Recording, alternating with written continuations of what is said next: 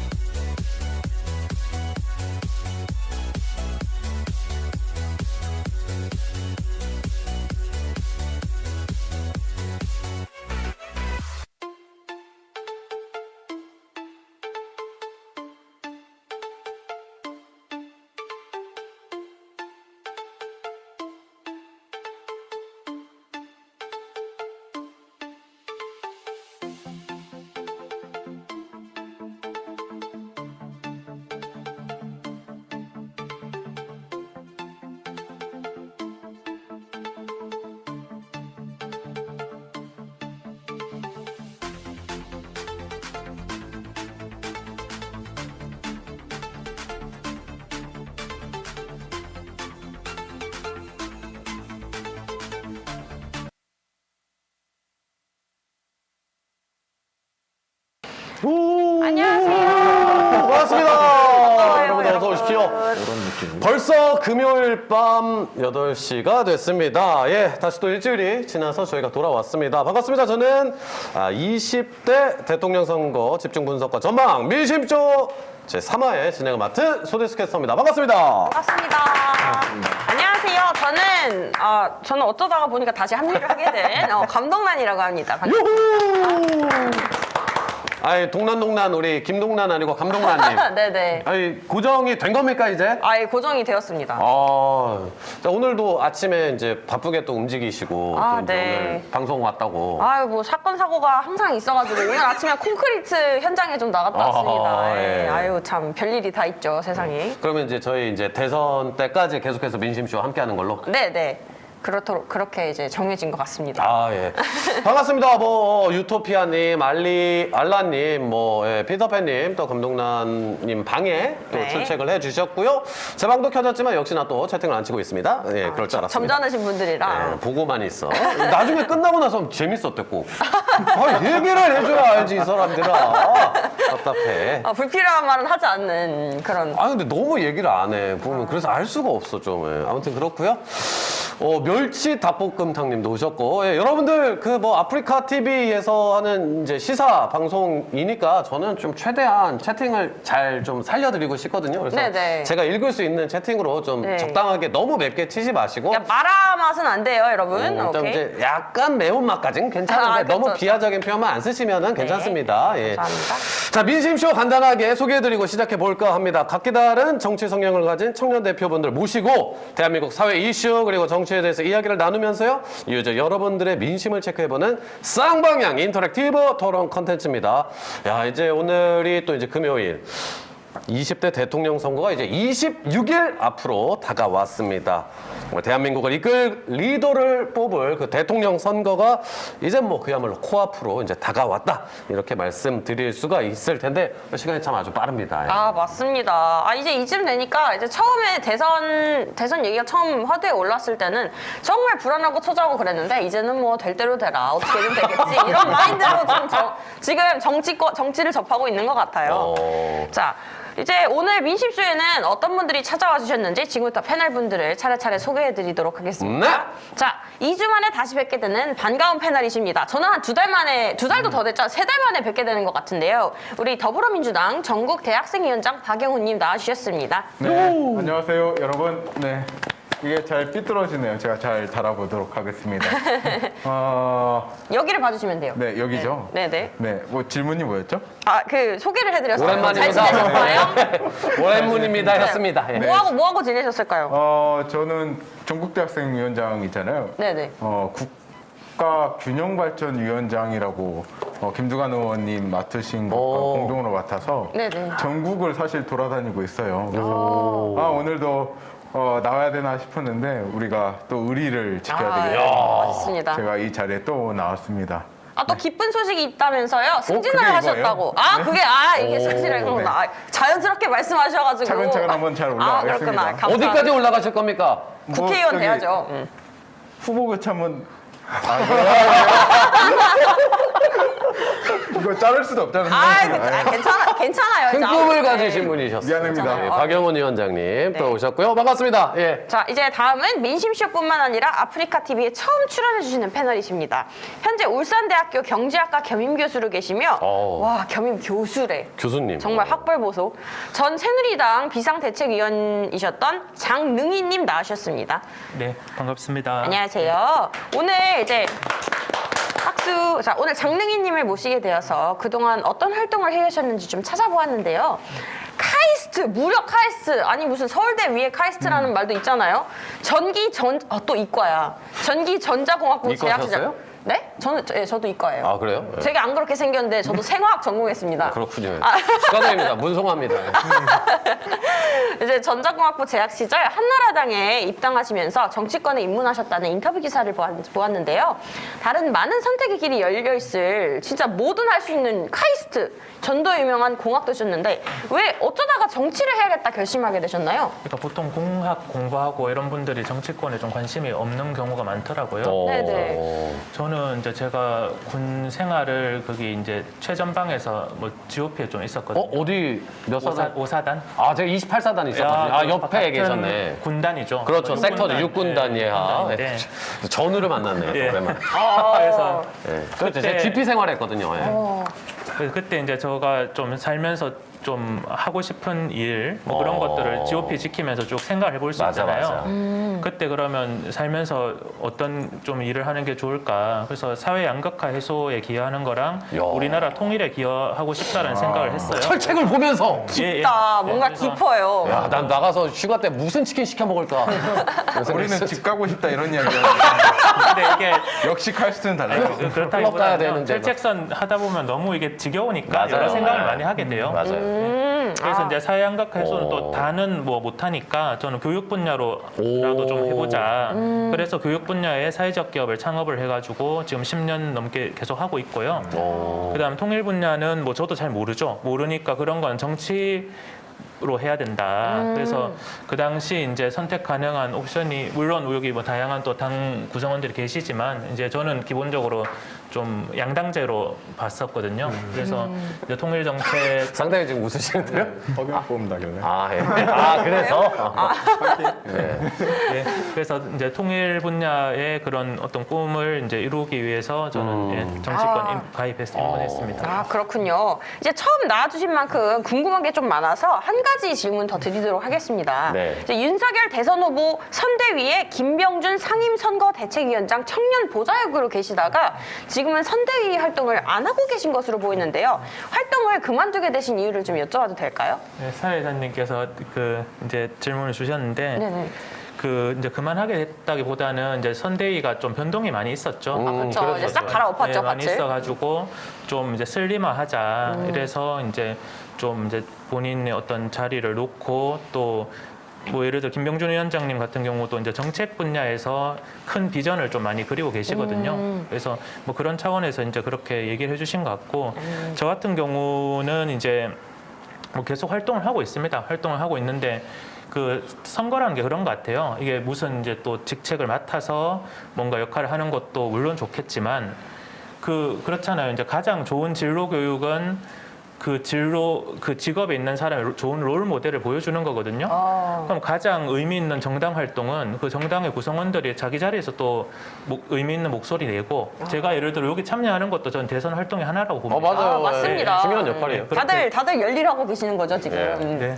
그래서 남은 기간 동안 이제 제 나름 이제 뭐 여러 가지 생각하는 그런 공약들이나 뭐 예를 들어서 그 최근에 그 중국이랑 올림픽 이슈 있죠. 예. 네. 올림픽 이슈 거기서 이제 윤석열 후보 같은 경우도 이제 큰 어떤 방향을 좀 제시를 하면 좋겠다. 뭐 윤석열 독트린 뭐 그런 거를 좀 건의하기도 하고 뭐 그런 분야로 마저 열심히 해보겠습니다. 그 이번에 그 올림픽 하니까 떠오른 건데 이렇게 미국에서는 이 편파 판정이라고 그 좀 그냥 가버렸잖아요. 그 중간에 그냥 다 캔슬하고 약간 한국도 그러면 어떨 것 같아요? 그러니까 이렇게 불공정할 거라는 어떤 예측을 예전부터 좀 하긴 했었죠. 그래서 이제 보이콧 하겠는지 말겠는지 그런 이슈가 있었었는데 이제 이왕 참여했으니까 지금 또 그렇게 하기는 좀 참 애매하다. 그러게요. 애초에 제대로 세팅을 했어야 됐다 이렇게 봅니다. 그러니까 온 국민이 진짜 뭐 공분하는 사건이었는데 그래도 어제 이제 시원하게 또 이제 메달을 또 따는 모습이 좀 큰 위안이 됐던 것 같아요. 플로리아님이 제 방에서 지금 얘기하시는 분 국민의당 안철수 대선 후보님이랑 목소리가 비슷하다고 제가 처음 듣자마자 그 생각 약간 했었거든요. 똑같은 얘기하고 주변에 있어요. 약간 그런 얘기 들어보신 적 있으세요? 고향이 비슷해서 그런 것 같습니다. 억양이나 약간 나긋나긋한 그러니까 목소리가. 경상도 사람이 이제 서울이나 뭐 이런 데서 생활하다 보면 좀 이런 경우가 있습니다. 서울 말투와 비슷해지면서 좀 그래서 그런 아니 것 저는 같더라고. 경상도 분들은 뭔가 약간 좀 악센트가 조금 있고 좀 강력한 그런 느낌이라고 생각했는데 뭐 그런 경우도 있죠. 또 근데 이제 안철수 후보랑 이제 장릉인 선생님 말씀 들어보면은 되게 또 나긋나긋하시고 스윗? So sweet. 서윗. 네. 자, 그럼 계속해서 소개를 해드리도록 하겠습니다. 이제 두 분이 또 이제 기다리고 계시니까. 자, 민심쇼에 역시 또 처음 찾아와 주신 패널분 소개해드리도록 하겠습니다. 국민의당 전국청년 부위원장 한정민님 자리해 주셨습니다. 반갑습니다. 우리 03학번 형. 아이고 예. 이럴 거예요? 아니 미남이세요. 엄청 잘생겼어요. 그러니까. 약간 한준호 의원님 닮았네요. 배우 그분도 닮으셨고. 예. 요새 얼굴을 다 가리고 다녀서 그래요. 이렇게. 그래요? 아까 벗은 거 봤는데 굉장히 준수하셨어요 다들. 뭐 아무튼 네. 소개해 주시죠. 예, 저는 국민의당 전국청년 부위원장 한정민이고요. 이번에 선거대책위원회에서는 청년 내각의 안심주거부 장관을 맡아가지고 청년의 부동산 정책을 제시하거나 검증하거나 하는 일을 하고요. 청년 서포터즈에서는 수원, 화성, 평택, 오산 지역의 팀장을 맡아가지고 온오프라인 유세를 지원하거나 유권자들과 소통하거나 하는 일들을 하고 있어요. 근데 사실 저는 그냥 직장에서 데이터 분석해서 월급 받는 직장인이거든요. 그래서 이렇게까지 하드하게 일을 하게 될 줄은 몰랐어요. 졸리에 투잡이 되셨네. 투잡러가 되셨네. 네, 뭔가 그런 거 알아요? 이렇게 버스를 타고 잠이 들었는데 네. 종점에 도착해서 집에 갈 수가 없어. 발을 뺄 수가 없다 이제. 갈 때까지 가고 그런 느낌이 좀 들고 있습니다. 손절을 하고 싶은데. 여기 곤란한 분들. 유토피아님 후회. 한 달도 안 나왔어요. 이제 한 달도 안 나왔어요. 조금만 버텨주시기 바랍니다. 자, yes or no. 유토피아님 후회하시나요? 올라왔는데 yes or no. 3, 2, 1. 너. 후회하지 않는다. 왜 후회하지 않죠? 저는 지금 주변에 일 자체는 매우 힘든데 주변 좋은 분들을 되게 많이 만났어요. 저희 청년위원회에서 같이 스터디하고 그런 분들과 계속 같이 가고 싶고요. 네, 솔직하게, 굉장히 솔직하게. 그래서 후회하진 않습니다. 근데 휴직 좀 하고 싶어요. 유성. 근데 잠깐 좀 쉬기 모든 필요하다. 직장인들이 좀 쉬고 싶다 이 마인드를 그치, 항상 그치. 가지고 있는 것 같아요. 그러니까요. 쉴 새 없이 달렸으니까요. 자, 그러면 마지막 패널분 또 인사 나누도록 하겠습니다. 예, 꼴도 보기 싫다고 하는데 뭐 얘기 한번 들어봐. 뭐, 안 했는데. 아직 인사 안 들어봐. 이형도 얘기 안 해서 뭐 꼴 보기 싫다 너무하잖아. 예, 얘기 한번 들어봐. 자, 마지막 패널분 소개해드리도록 하겠습니다. 이제 2주 전에 이제 나오셨다가 또 이제 오늘 또 함께 해주셨습니다. 정의당 경기도당 부위원장 예윤혜님 자리해 주셨습니다. 어서 오십시오. 네, 아유. 죄송합니다. 뭔가 두 살짜님 무서워요. 왜 뭐라 그러는데요? 무서워서 잘 봐주시길 부탁드립니다. 아유, 꼴 보기 싫다고 하셔서. 저는 도살자라고 안 하고 이제 살자형이라고 합니다. 긍정적으로. 아, 자주 오시는 분인가 보네. 아, 네, 자주 오십니다. 어, 형 좀 함께 말 좀 꼭 예쁘게. 살자. 어. 네. 아, 끝이에요. 약간 말리셨는데요? 아니 근데 이제 뇌절왔어요. 아, 예. 예, 이거를 약간 쉬는 시간에 너무 매운 보여야 돼요. 맛이라서. 너무 매운데 이거. 아, 예, 혀가 괜찮아요. 얼얼합니다. 이 정도면 사실 아주 매운 것도 아니에요. 예, 우선은 예, 뭐 얘기해 주세요. 인사부터 해주세요. 아, 예. 네, 안녕하세요. 네, 경기도당 부위원장 맡고 있고요. 지금 이제 선거 준비에 앞서서 지금 각 지역, 제 지역에서는 이제 정책 알리는 활동들 하고 있고, 오늘 오기 전까지만 해도 어떤 정책을 내세워야 되나, 이제 피켓 제작이나 이런 것들 좀 하다가 네, 오늘 방송 왔습니다. 반갑습니다. 반갑습니다. 예. 그래, 뭐 한번 매운 거 한번 읽어보자. 우리 아프리카 TV니까.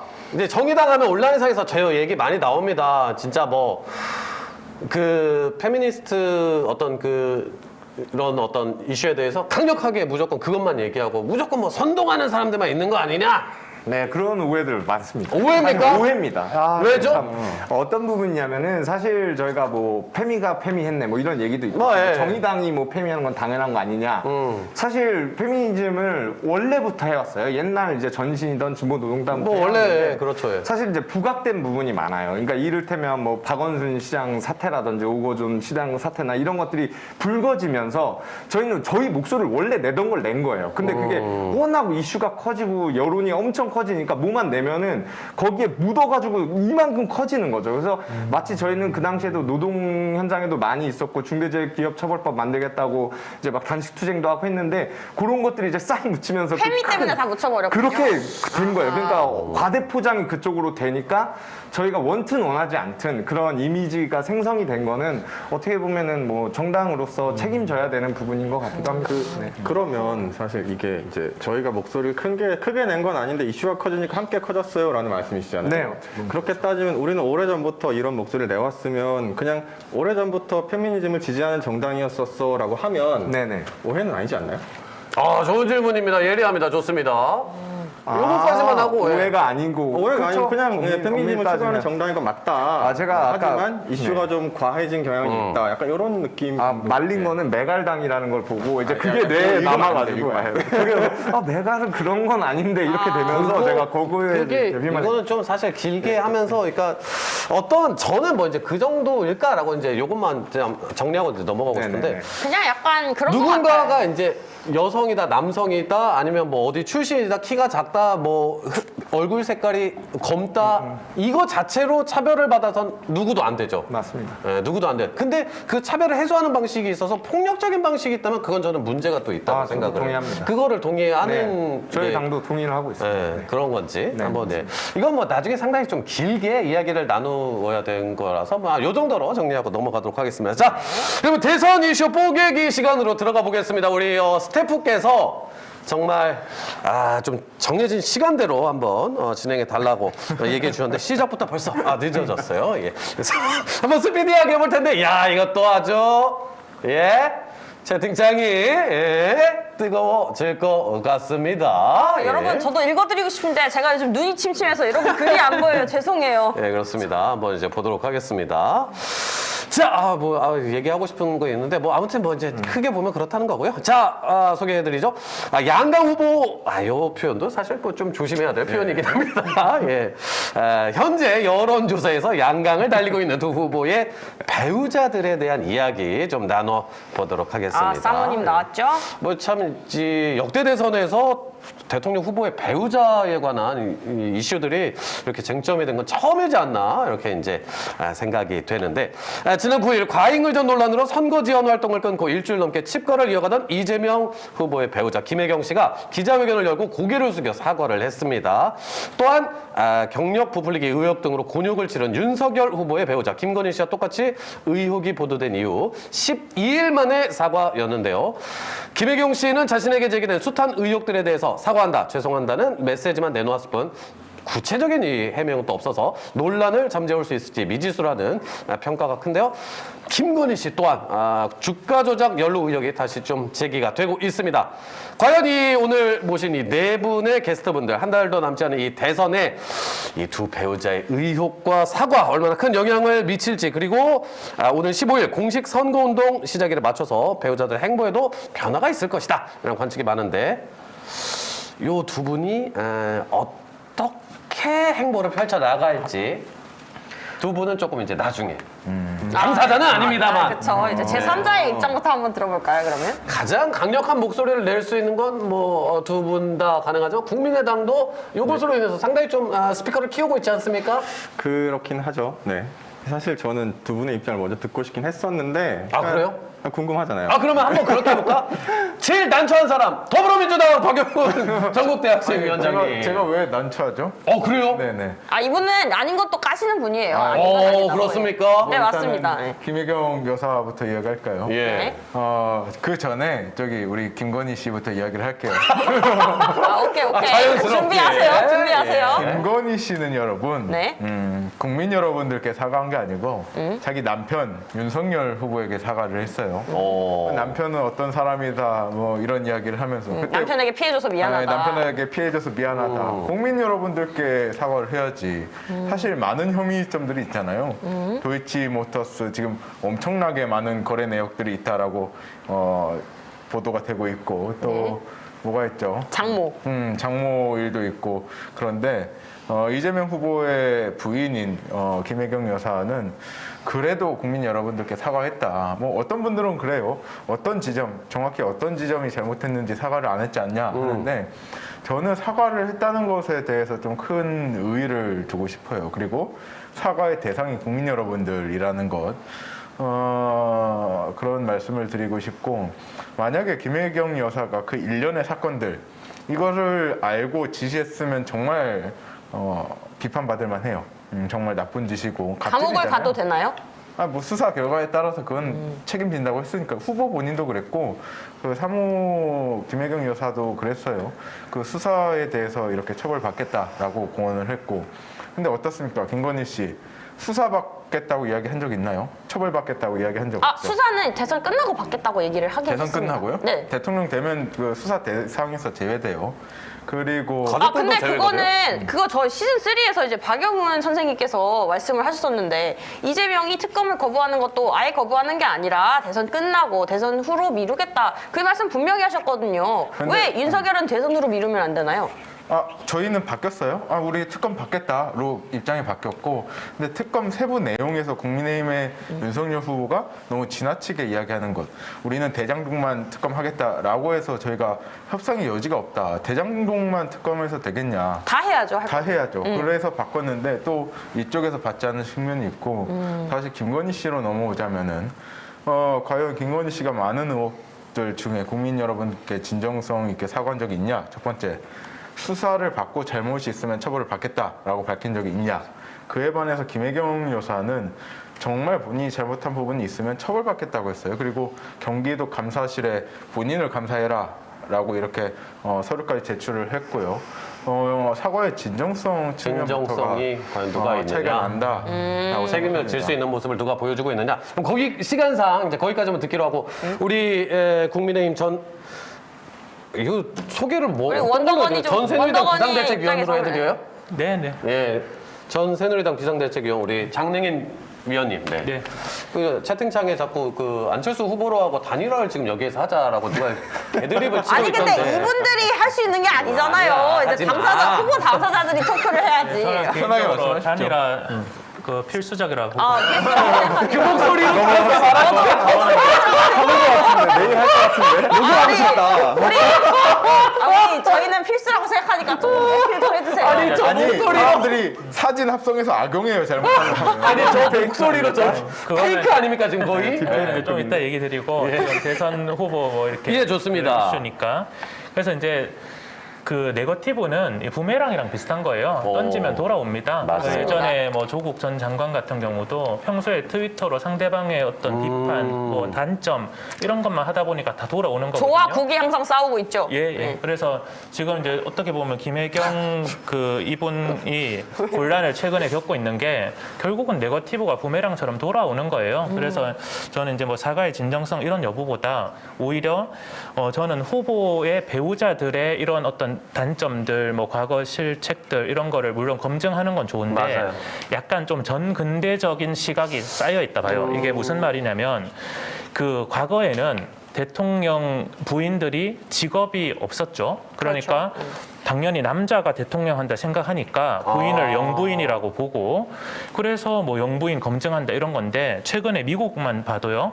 그 바이든 대통령 부인이 질 바이든이거든요. 예. 그분만 해도 지금 이제 최초로 투잡을 가진 퍼스트 레이디라 하더라고요. 그러니까 본인 직업을 계속 하면서 하는 거죠. 그러니까 예전에는 이제 여성들이 직업이 없는 경우가 아주 과거겠죠. 많았으니까 직업이 그냥 남편이 하는 일 돕는 것밖에 없는 거죠. 근데 지금은 그 예를 들어서 그 김건희 대표 같은 경우는 본인 직업이 있는 거거든요. 그래서 영부인 일을 축소시키겠다고 윤석열이 예, 말씀하셨죠. 그래서 윤석열 후보 같은 경우는 공약이 저는 이제 과거에 문재인 대통령 공약 중에 제 마음에 들었던 게 딱 하나 있었어요. 딱 하나 있었군요. 그게 뭐냐면 그 광화문 대통령 시대 열겠다는 거였거든요. 근데 아쉽게 못 지켰어요. 예.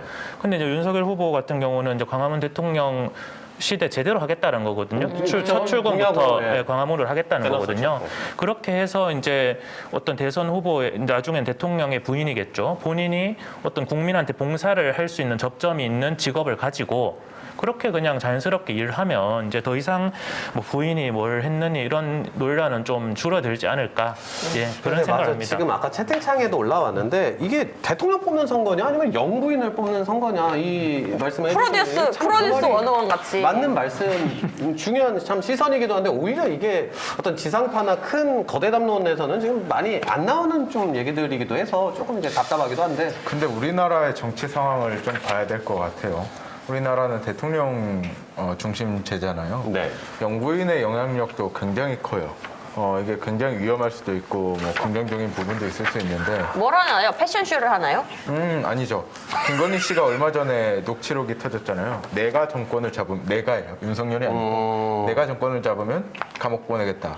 윤석열 후보가 대통령 후보가 아니고 저는 김건희 씨가 후보인 줄 알았어요. 아, 근데 그런 사람들 많더라고요. 그 김건희 씨가 이제 대통령 후보인 줄 아는 사람들 많더라고, 외국인들 중에서도. 과연 구속실을 축소시켰다고 해도 이렇게 권력 의지가 강하고 권력을 활용하고 싶은 사람이 대통령의 영부인이 됐다고 해서 정말 아무것도 안 할까? 저는 아니라고 보거든요. 당장 언론인들을 감옥에 보내겠다고 단언하는 사람이 있는데 이거를 검증을 안 한다? 저는 이거 좀 위험한 생각이에요. 요거 한 번만 반박해 기회 주고 넘어가겠습니다. 예. 그 지금 민주당 후보는 뭐 이렇게 가족도 어디 뭐 보내고 이런 의혹이 있잖아요. 어디 보내? 어딜 보냈죠? 과거에 이제 뭐 그 형님이랑의 어떤 갈등 관계나 그렇죠. 뭐 그런 이슈들도 있고. 정신병원이라고 말씀하셔도 됩니다, 아프리카에서. 그래서 실제로 아픈 분이니까요.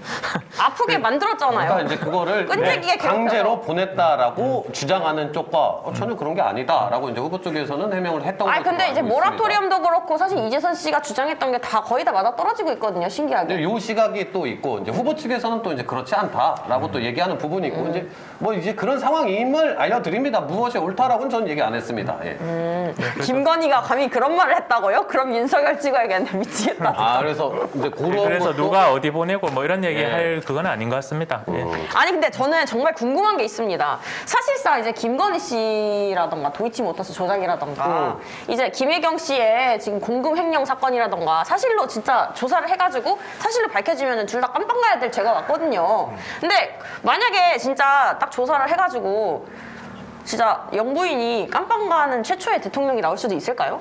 저는 이렇게 봐요. 네. 이게 저 죄송한데 그거는 그러니까. 다른 기회로 한번 조금만 이쪽으로 한번 넘겨드릴게요. 아, 네. 드리죠. 네. 예, 많이 넘어갔으니까. 이어서 말하면 일단 죄가 있으면 가야겠죠. 예. 그러니까 뭐 영부인 문제는 사실 그러니까 그 부인 리스크라고 많이들 하던데 이렇게 이슈가 커진 거는 이번 대선이 되게 처음인 것 같고요. 그렇죠. 저희가 처음 봤고 그냥 잠깐 이제 말씀하신 내용에 대해서 좀 몇 가지 지적하고 싶은 게 이재명 후보나 그 김혜경 씨나 둘 다 약간 증거가 나오면 벌을 받겠어. 라는 말씀을 많이 하시는데 지금 경기도 감사 들어갔는데 경기도의 감사관님이 이재명 지사가 지사실 때 네. 임명한 감사관이에요. 그 지점을 얘기하는 사람들이 있어요. 예, 근데 예. 일반적으로- 제대로 된 감사가 되겠냐? 그러니까 일반적으로 감사관은 감사원에서 파견을 보내면 예. 그 사람을 임명하는 게 약간 관례였어요. 그 전 도지사도 그 전 도지사도. 반박할 수 있는 여지가 근데- 있습니까? 네. 근데 감사관은 어쨌든 50이에요. 아 50이 아니고 늘공이에요. 늘공이 뭐예요? 어쨌든 간에. 네네. 그래서 지금 감사관님은 공무원이었다는 거죠. 이재명 원래 지사가 이제 공무원. 이례적으로 약간 민변 출신의 감사관을 임명하신 것 같고 그래서 약간 우려스러운 부분이 있고 그다음에 대검에 수사 들어간 것도 지금 수원지검에 배정이 됐는데 그 수원지검장님이 약간 이재명 후보님의 이제 대학 후배시고 약간 검찰 간부 중에서는 좀 친여 성향이 있는 걸로 판단하시는 분들도 많이 있고 그러면 다들 끼리끼리 해먹네요. 예. 좀 우려스러운 부분이 있다라고 말씀을 드리고 싶고요. 일단 사실 저희 당 이야기도 아니고 저희 뭐 어쨌든 그래가지고 이렇게 강 건너 불구경. 김건희 씨나 김혜경 씨나 사실 저희 당은 별로 상관이 없는 얘기여서 그냥 좀 심판 같은 느낌으로 좀 보자면 아, 그렇죠. 사실 이 그 배우자 리스크라는 거는 대선 초반에는 사실 민주당에서 공격하는 자세였었어요. 맞죠. 주가 예. 조작이나 아니 그렇죠. 항상 뭐 이재명과 이건희가 싸웠죠. 네, 예. 주가 조작이나 뭐 이렇게 뭐 있죠 그 허위 이력이라든가 그런 것들을 가지고 공격을 막 하시다가 이제 약간 절정일 때쯤에 녹취록을 터트렸는데 사실 별게 없었어요. 별게 없었다는 게 내용은 뭐 내용에 대한 논의는 차지하고 효과가 별로 없었어요. 그렇죠. 네, 그거는. 그러고 나서 이제 이재명 후보의 장남 도박 사건이 빵 터지고 그거를 뭐 교육을 시킬게요 이러면서 수습을 하다 보니까 이제 갑자기 7급 그 비서관이 팡 터뜨렸단 말이에요. 그래서 지지율이 정체되고 있는 것 같은데 네. 그 사실 그 아까 잠깐 김건희 씨의 권력 이용 의혹을 말씀하셨는데 사실 김혜경 씨는 의혹만 놓고 보자면 굉장히 권력을 이미 잘 이용하시는 분이거든요. 아, 그렇죠. 네, 뭐 이렇게 뭐 개인적인 용무를 시킨다던가 뭐 그 의전 차량을 자유롭게 뭐 그런 것도 사용하신다던가. 있고요. 의료비 그 처방전을 타인명의로 끊는다든가 하는 거는 지금 그 직권남용, 강요, 의료법 해서 되게 위반하는 게 되게 많을 것 같거든요. 그렇죠. 그래가지고 좀 그런 권력 이용에 대한 의혹으로 따지면 좀 도찐 개찐 아닌가 이런 느낌이 좀 들고요. 그래서 그 다음에 이제 어쨌든 이런 이슈들이 터지면서 지지율 정치가 되고 있고 TV 토론 당시에 좀 원래는 윤석열 후보는 토론을 못 한다는 이미지가 있었잖아요. 그렇죠. 그래서 그걸로 약간 반전을 시키시려고 했던 것 같은데 안 됐죠. 왜냐하면 지금도 터지고 있거든요. 빵빵빵빵빵빵. 그래서 지지율 정치가 되고 있다고 좀 보이고요. 제가 보기에는. 그래서 배우자 리스크를 너무너무 민주당에서 중요한 것처럼 키워 놓으신 게 오히려 자충수가 아니었나. 부메랑처럼 라는 돌아오고 그런 있다. 생각이 들고요. 뭐 그런 관점에서 저희 후보님은 아무것도 없어가지고 저는 행복합니다. 근데 저는 정말 궁금한 게요. 옛날에 왕조 시대 때도 보면은 이제 외척의 세력을 막 경계하고 그랬잖아요. 그래가지고 이제 김건희 씨의 경우는 김건희 씨 어머니 장모 게이트라고 해가지고 이제 그 처에 영부인 후보의 이제 가족들을 그렇게 많이 이제 팠잖아요. 근데 이제 김혜경 씨는 이제 딱 김혜경 씨만 나왔는데 이제 김혜경 씨의 가족들도 혹시 판다면 어떻게 생각하실까요?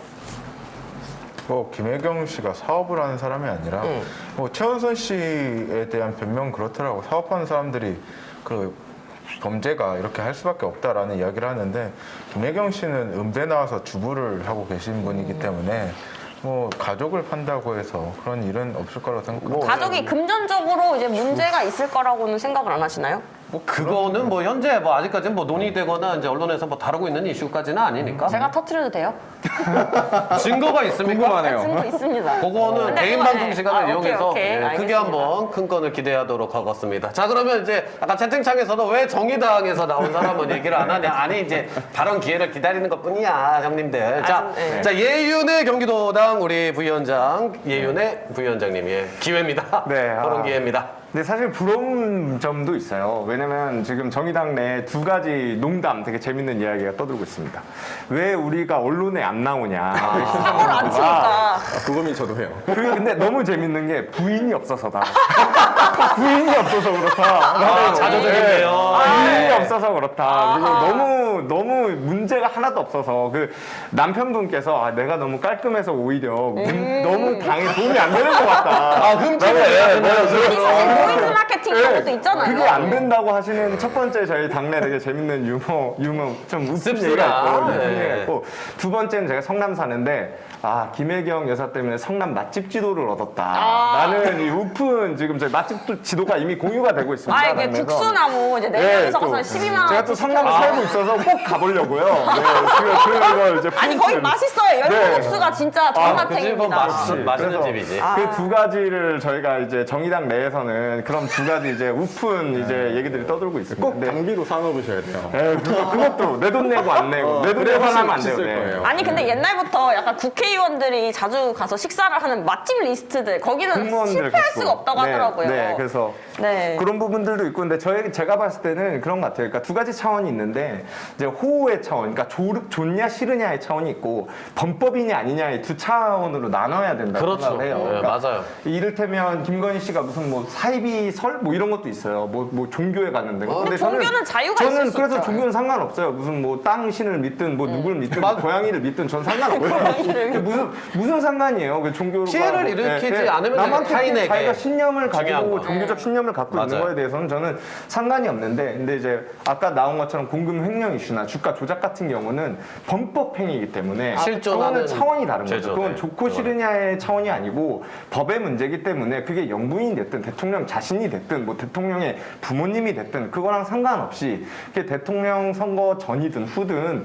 밝혀지는 대로, 혐의가 밝혀지는 대로 그 상응하는 책임을 지면 된다라고 생각을 하고 있는데, 다만 아쉬운 것은 여기에 매몰돼서 이게 또 자극적이잖아요. 뭐 그쵸.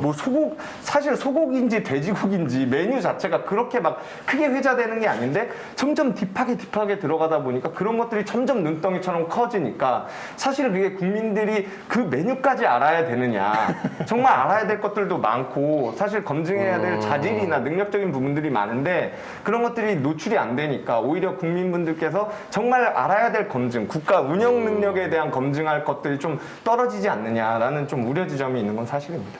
그러니까요.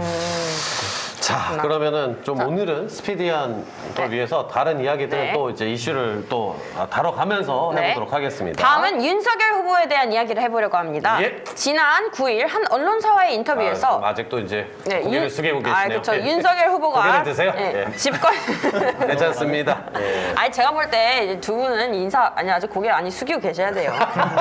고개를 이제 들지 말고 그냥 얌전하게 있어야 돼, 진짜. 고개를 드십시오. 괜찮습니다. 안 그러면 남편들한테 너무 피해가 갑니다, 지금. 자, 이제 윤석열 후보가 집권 시 문재인 정권의 적폐청산 수사를 하겠다는 입장을 밝혔습니다. 뜨거워요, 지금 이거. 아니 이게 이제 사실상 지금 문재인파 분들이 문재인 이제 팬클럽 분들이 많이들 이제 이동을 하셨었어요. 이제 국민의힘 쪽으로 우리가 이재명을 어떻게 뽑냐 하면서 이동을 하셨다가 지금 다시 빠꾸빠꾸를 하고 계시거든요. 근데 그 이유가 지금 이것 때문에 그렇습니다. 이제 집권하면 전 정권 적폐청산 수사를 할 것이냐는 질문에 해야죠, 돼야죠 라면서. 그러나 대통령은 수사에 관여 안 할 것이라고 답변한 것인데요. 이 발언에 대해 문 대통령이 강력한 분노를 표한다는 표현까지 서슴지 않으며 사과를 요구했고, 아니 근데 북한이 핵쏠 때도 그냥 유감 정도만 죄송한데 중립적으로 우선 이슈에 대해서 좀 소개를 먼저 해주시고 의사 표현은 충분히 하셔도 좋습니다. 네네. 우리 동남동남 감독님 좋습니다. 아 너무 궁금해서. 네, 좋습니다. 그건 괜찮습니다. 자, 강력한 분노를 표한다는 표현까지 서슴지 않으며 사과를 요구하셨고 네. 민주당 또한 윤석열 후보가 대통령이 되면 문재인 대통령에 대한 정치 보복 우려가 현실로 확인됐다며 긴급 성명서를 내고 해당 발언 취소와 함께 대국민 사과를 요구한 상태입니다. 이러한 문재인 대통령의 대응에 대해서 국민의힘 측은 다시 부당한 선거 개입이라며 반발하고 나섰는데요. 윤 후보의 이러한 발언과 문재인 대통령의 대응에 대해 여러분은 어떤 입장을 가지고 계신가요? 아니 근데 이번엔 그래요. 그러면 제 감독님이 뭔가 말하고 싶으신 게 있는 것 같아요. 아니 저는 좀 궁금한 게 말씀하시죠. 뭐냐면은 지금 문 정권에서도 적폐청산을 한다고 이제 처음에 스타트를 끊으셨거든요. 근데 왜 민주당에서 적폐청산을 외치는 건 옳은 것이고 이제 국민의힘 측에서 적폐청산을 외치면은 그러면 이제 정치 보복인 것인가? 아니 사실 그거 저희 말 같- 못하냐? 같은 우파들이 보기에도 지금 윤석열은 문재인 대통령을 상당히 좋아합니다. 같은 우파들이 보기에도 약간 좀 뭐 빼주고 약간 뭐 싶어하는 그런 뭐 비하인드 얘기들이 조금씩 네네. 나온 적이 있었죠. 예. 좀 빼주고 어떻게든 문재인 대통령은 이 이슈에서 좀 빼내고 싶어하는 그런 모습이 저희한테도 보이는데 그런데 왜 적폐청산 얘기를 하는데 문재인 대통령이 갑자기 화를 내느냐 이거에 대한 이슈가 조금 있거든요. 어떻게 그러면은 생각하시나요? 우선은 여기에 덧붙여서 네. 우리 전 새누리당 비상대책위원 우리 윤석열 후보 캠프 쪽을 이제 지지한다라고 보시면 됩니다. 예. 장능인 위원님은 이 이슈에 대해서 좀 어떻게 생각하시는지. 그러니까 우선 그 임종석 전 이제 대통령 비서실장이 처음에 비서실장 돼서 제일 처음 한 게 정부 각 부처에 적폐청산 태스크포스를 운영해라라는 공문을 한 적이 있어요. 네. 네네. 그러니까 이제 어떻게 보면 이것도 또 다른 내로남불인 거죠. 근데 거기에서 말했던 적폐청산은 어떤 거라고 생각하세요? 임종석 그때 실장이 이제 얘기했던. 본인들 주장은 뭐 이렇게 과거에 누적된 폐단, 그러니까 뭐 잘못된 당시에는 어떤 이제 예. 그 박근혜 정부에서 나왔었던 수많은 어떤 이야기들 그리고 이제 당시에는 지금과는 사실은 굉장히 몇 년 만에 지금 분위기가 바뀌었는데 당시에는 촛불로서 지금 이제 정권이 바뀌는 그 대단한 사건이었고 그런 적폐를 청산하자라는 걸로 이제 읽혀져요. 그리고 문재인 당시에는. 대통령은 올 후보 시절이나 뭐 그렇죠. 민주당 대표 시절에도 예를 들어 보수를 불태우겠다든지 뭐 어떤 과격하네요. 이념적 보복을 암시하는 표현까지 하긴 했어요. 예. 그리고 대선 국면에서도 적폐청산을 공약으로 내걸었었고요. 예. 그래서 저는 이제 이번 그 대통령이나 청와대의 어떤 답변 이런 그 행동이 안타까운 점이 우선 그 대선 개입이에요. 그러니까 현직 대통령이 제1야당 대선 후보한테 뭐 사과하라는 취지로 이렇게 하는 건 명백한 이제 대선 개입. 그래서 아까 사회자분 또 뭐 표가 어떻게 옮겨지고 이런 얘기까지 하셨잖아요. 네. 또 실제로 대선 개입이라서 부적절하고 두 번째는 스스로를 적폐로 인정한 모양이 돼서 그러니까 왜 그거는 안타깝다라는 거죠. 왜냐하면 그러니까 적폐청산해라 그랬는데 사과해라. 그러니까 본인이 적폐에 해당이 안 되면 사실은 오히려 찬성해야 되는 거죠. 뭐 하던 말든 상관이 없는데 그렇죠. 예. 왜 뭐 제발 저리는 것처럼 그러냐? 예. 맞아요. 마치 김건희 씨가 오히려 좋아 이렇게 나왔던 것처럼 나는 이런 거 나는 관련 없으니까 오히려 좋아했던 거죠. 그러니까 예를 들어서는 뭐 예를 하나 들면 그당 이제 뭐 민주당 소속 어떤 이제 의원분이 그 위안부 피해 할머니들 돈 그 이상하게 한 거 있잖아요. 윤리향이요? 예, 그런 사건. 저는 그런 거 적폐라 보거든요. 적폐죠. 그렇죠. 그런 건 누적된 문제가 폐단, 있으면, 현재 그 쌓이고 있는 폐단인 거예요. 그런 건 여야 합쳐서 사실 그 청산을 해야 되는 거고 그래서 아마 민주당에서도 그분 제명했던 걸로 저는 기억하거든요. 했습니다. 예, 맞습니다. 그래서 그런 부분들 저는 오히려 같이 청산하는 게 맞지 않냐 그런 정도로 이해해 주시면 될 것 같습니다. 예. 제가 우리 이야기를 더불어민주당 전국대학생 박영원 위원장님은 또 다른 생각일 것 같습니다. 첫 번째로 적폐청산 이야기하셨는데 적폐청산 좋죠. 좋은데 문재인 정권의 적폐를 청산할 것이냐라고 지칭했기 때문에 첫 번째 문제고 그렇다면 문재인 정권의 적폐가 무엇이냐라고 질문을 또 했는데 거기에 답변이 없어요. 그러면 과연 생각해 봅시다. 본인이 말하지 않는 것은 무책임한 거예요. 그리고 그 전으로 보면은 본인도 검찰총장 출신이거든요. 과연 그러한 문제점이 정말 있었다면 왜 본인이 수사를 안 했느냐? 첫 번째. 자천을 너무 많이 당했죠 윤석열이. 두 번째. 알면서도 수사를 안 한 것은 공범이에요. 공범입니다. 윤석열 검찰총장이 뭐 자천 이야기하셨는데 검찰총장까지 오르신 분이에요. 그리고 추미애 법무부 장관과 계속 갈등을 만들면서 다양한 수사를 진행했죠. 정부는 수사를 막은 적은 없어요. 막지 않았고 윤석열 후보는 윤석열 후보의 방식대로 진행을 했죠. 이게 선거 개입이라고 이야기하시는데 만약 문재인 대통령이 민주당의 이재명 후보를 뽑아라 하면 선거 개입이죠. 하지만은 윤석열 후보가 가만히 있는 문재인 대통령을 지칭해서 문재인 정부의 적폐를 청산하겠다. 해야죠. 그런 이야기를 했기 때문에 정말 이게 선거 개입이라고 생각하면은 선관위에서 제재를 가할 거예요. 노무현 대통령은 그것 때문에 탄핵까지 갈 뻔했죠. 그렇죠. 과연 이게 선거 개입이 문재인 대통령이 스스로 만든 거냐? 라고 봤을 때 윤석열 후보가 먼저 이렇게 공격해놓고 거기에 대응하지 않는 게 저는 선거 개입이라고 보거든요. 기자가 공격한 게 아닌가요? 굳이 문재인 정권이라고 콕 집어서 질문을 했잖아요.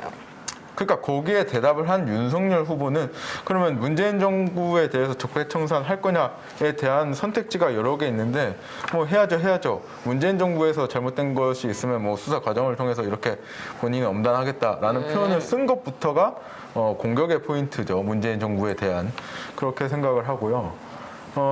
저는 이 부분에서 이렇게 생각해요. 정치 보복이다 아니다라고 말하기 전에 보복이라고 하는 것은 당한 만큼 돌려주는 거거든요. 우리가 일반적으로 생각했을 때 보복이 어떤 거냐면요. 박근혜 대통령이 되고 나서 이명박 대통령과 친한 사람들의 공천을 모두 다 박탈했어요. 이게 보복이죠. 왜냐하면 이명박 대통령이 박근혜 대통령과 친했던 사람들 다 싸그리 공천 학살을 했었던 것처럼 과연 윤석열 후보는 문재인 정부에 어떤 피해가 있나요? 검찰총장까지 되신 분이에요. 이런 것들을 봤을 때 과연 윤석열 후보가 문재인 정부에 대해서 적폐가 있다라고 하는 게 맞냐? 박근혜 정부의 적폐는 굉장히 많았어요. 블랙리스트 있었죠. 문학에. 그리고 최순실 기업을 협박해서 돈을 뜯어냈죠. 얼마 전에는 새로운 그 페이퍼 컴퍼니까지 나왔어요. 그 최순실의 비자금. 그런 다양한 적폐들이 진짜 있었는데 나왔어요? 그게 300조 나왔어요? 300조. 300조 그 페이퍼 컴퍼니가 나왔다는 얘기입니다. 예. 페이퍼 컴퍼니 나왔는데 이런 게 적폐죠. 뭐 의원의 이제 주장이었죠. 예. 근데 그 양반 지금 패소해가지고 1억 물어줬잖아요, 최순실한테. 아니 뭐 이런 게 적폐죠. 과연 문재인 정부에 적폐가 있다 말해놓고 그게 뭔지를 설명을 안 하고 있는데 그러면은 이제 뭐 어떤 우리 박영우 위원장님이 어느 정도 이제 발언은 하셨다고 제가 좀 이제 권한으로 좀 자르겠고 요것만 하나만 하고 이제 발언권을 이쪽으로 이제 좀 넘겨드려야 되는데. 여러분 적폐청산이 서로 얘기하는 게 지금 똑같은 네 단어인데 네 글자인데 똑같은 같이 쓰는 것 같기도 하고 좀 다른 의미로 쓰는 것 같기도 해요. 그러면은 정리해서 우리 전 새누리당 비상대책위원인 장능인 위원님이 보시기에 적폐청산이 무엇이냐?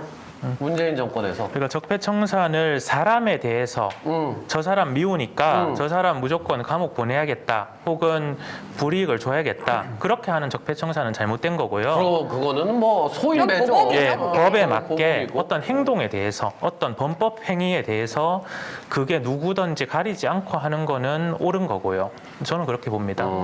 네. 약간 좀 이게 뭐 정치가 원래 그런 건가? 이게 같은 단어 가지고 약간 의미를 또 다르게 얘기하기도 하고 뭐 이거 아니냐? 공격받았다고 느낀 게 저는 신기했어요. 왜냐면 또 그렇구나. 지금 172석인가요? 그 민주당 쪽 172석의 의원분들이 지금 또 똑같은 성명문을 내셨거든요. 지금 사과하라, 윤석열은 사퇴하고 사과하라. 어딜 감히 니네가 무슨 우리를 막 적폐청산한다니 뭐니 하느냐 이런 얘기가 나왔어요. 근데 이거를 보면은 아니 적폐청산을 한다고 했는데 왜 자기들이 적폐를 저지르지 않았다고 생각하면 왜 여기에 발끈을 하고 사과하라고 하는지. 그러니까 이제 어떤 같은 발언과 맥락을 두고도 굉장히 어떤 해석이 받아들이는 입장들이 이 이슈는 딱 느낌이 다른 것 같아요, 전혀. 그러면 이제 우리 국민의당에서 오신 전국 청년 부위원장인 우리 한정민 부위원장님은 요 좀 사태 좀 어떻게 보고 계십니까? 일단은 뭐 역시나 우리 일이 아니구나. 약간 김래원 배우 좀 닮았어. 감사합니다. 네, 굉장히 좋아하거든, 김래원 배우. 예. 눈매가 그러네요. 그러니까 정치 보복이라는 단어는 사실 여권에서 먼저 사용하신 것 같다는 생각을 하고 있고요. 예, 그러니까 그 정치 보복은 윤석열 후보는 정치 보복이라는 단어를 쓴 적이 없거든요. 그냥 적폐청산이라는 단어가 나왔는데 그러면 여기서 생각해 볼 건 적폐청산이 나쁜 거냐? 좋은 거죠. 나쁜 거 아니란 말이에요. 쌓여있는 폐단을 없애는 것이 사실 문정부에서 적폐청산이란 말을 굉장히 적극적으로 집권하실 때 적극적으로 사용하시면서 이 단어가 유행하기 시작했고 그러면 문정부에서 적극적으로 추진하셨던 쌓여있는 폐단을 없애시는 것이 안 좋은 거냐? 아니란 말이에요. 그렇죠. 근데 약간 적폐청산 이렇게 듣다 보면 뉘앙스가 없는 거를 막 뒤져가지고 막 때리는 것 같은 느낌이 들죠. 이게 왜 그럴까요? 지은 죄가 많아서? 이게 왜 그럴까요? 저는 개인적으로는 5년간의, 그러니까 지금 정부가 들어서고 5년간을 되돌이켜보면 좀 답이 나올 것 같다는 생각이 좀 들고요. 왜 적폐청산이 나쁜 단어가 되었을까? 그리고 그럼 예를 들어서 뭐가 좀 뭐 이를테면은 여당에서 좀 약점이라고 볼 수 있는 부분은 실제로 뭐가 있을까요? 사실 뭐 의혹이 정말 의혹이다라고 말씀드리기 시작하면 적폐청산은 없는 걸 드러낸다고 생각하면 좀 이상할 것 같지만 사실 이미 수사하고 있는 것도 되게 많잖아요. 많이 있다. 울산시장 선거 개입도 있고요. 예. 조국 전 장관의 여러 가지 죄로 지금 기소가 됐는데 그 재판에 지금 판사님이 휴직을 내셨어요. 힘들다고. 그런 것도 있고요. 그 다음에 그거 있죠. 그거 문재인 대통령님 사위분 서모 씨가 지금 이스타, 그러니까 타이 이스타인가요? 타이 이스타, 그러니까 전 네, 민주당 맞아요. 이상직 의원님의 소유인 타이 이스타에 취업 뭐 논란이 있었던 거는 뭔가 그 일시적 기소 중지가 됐죠. 근데 사실 그거 대선 끝날 때까지 나올까요? 뭐 그런 생각도 들고요. 물리적으로도 이제 뭐 그리고 불가능에 사실 가깝죠? 대표적으로 우리 모두가 너무 잘 알고 있는 대장동이 있죠. 요런 게. 예, 사실 왜 대장동은 유동규 윗선으로는 안 치고 들어가는지 전혀 알 수가 없거든요. 왜 안 치고 들어가냐? 예, 왜 안 치고 들어가냐? 김만배가 말하는 네. 윤석열을 죽일 수 있는 카드 너무 궁금해요. 왜 특검 안 하냐? 뭐 이런 사실 특검 안 하면 그냥 검찰에서 더 파주면 될 것 같은데 잘 그런 거 잘 안 해주시니까 좀 저는 아까부터 그냥 이상한 부분이 있다 정도만 계속 말씀드리는데 그런 생각이 좀 들고요. 그 다음에 적폐청산이라는 게 나쁜 건 아니고 그러면 사실 문재인 정권에서 적폐청산이 제1의 공약이었고 5년 동안 열심히 하셨잖아요. 그러면은 적폐청산에 대해서 이렇게 그 바통 터치를 이어가는 격한 분노, 건데. 뭐였지? 그 강렬한 분노? 강렬한 뭐요? 그 워딩이 있잖아요. 강렬한 분노를 표시했다. 정확히. 예. 그런 워딩까지 써가면서 하시는 것도 좀 이상한 것 같고 사실 이재명 후보도 이런 말씀 하셨잖아요. 17년도에 그 공정과 정의를 바로 세우는 보복 정치면 그런 보복 정치는 맨날 해도 된다. 맞아요. 이런 네. 말씀하셨고요. 문재인 대통령도 노무현 정부 민정수석 시절에 뭐 DJ 정부조차도 잘못이 있으면 처벌을 받아야 한다. 뭐 이런 식으로 말씀하셨거든요. 그러니까 전 정부에 대해서 뭘 수사하는 거는 사실 그 수사가 미진한 부분이 있을 수가 있는 부분이 있으면 정권이 교체된 다음에 수사를 그냥 당당하게 받으시면 되고요. 죄가 없으면 그냥 풀려나면 되는 거지. 원칙적으로 들을 얘기를 그러니까 뭐 적폐청산을 이렇게까지 강조하시던 정부에서 이렇게까지 민감하게 반응하시는 건 이상해 보인다. 뭐 그런 생각이 있습니다. 우리 경기도당 정의당 정의당의 경기도당 부위원장 예은혜 부위원장님은 어떻게 저도 보십니까? 페이스북 이렇게 보면서 어떻게 이거를 저뿐만 아니고 다른 사람들은 어떻게 생각하나 이제 지인분들을 통해서도 혹은 그냥 패치분들을 통해서도 봤는데 우연히 그걸 보게 됐어요. 그 이재명 지사가 했던 말인데 도둑 잡으려고 하면 그 도둑 입장에선 보복으로 느낀다. 라는 말을 했어요. 이재명 지사가. 그래서 그런 게. 아, 그래요? 네, 그것이 도둑이 보복이라면, 재발절인다. 그것이 보복이라면 그런 보복은 계속해도 된다. 라는 게 이제 풀 센텐스거든요. 아까 말씀해주신 그게. 근데 본인이 말씀하셨는데 이제는 그렇죠. 또 안 된다고 하시는 부분이 조금 모순적이라는 거. 그렇죠. 모순이다. 이제 어떻게 보면은 그 부분에 대해서 그렇게 느끼신다는 거에 대해서는 저도 좀 의아하다. 일단 뭐가 이렇게 뭐 캥기는 게 소위 말해서 뭐 있지 않고서 무슨 문제가 있느냐라는 거고 저는 이제 강력한 분노를 표시를 하셨는데 거기에 되게 유감스러운 부분이 있어요. 뭐냐면 사실 그 김다운님이라고 한전에서 상반신이 다 이제 홀라당 타셔서 돌아가신 분이 계시거든요. 그렇죠. 그것도 이제 한전은 또 공기업 아닙니까? 그렇죠. 근데 거기에 있는 노동자가 제대로 된 그 보호도 없이 하청을 받아서 그렇게 돌아가셨는데 오히려 그런데 생때 같은 한 생명이 그것도 결혼식 얼마 안 앞두고 본인 생일 때 돌아가셨거든요. 아이고야.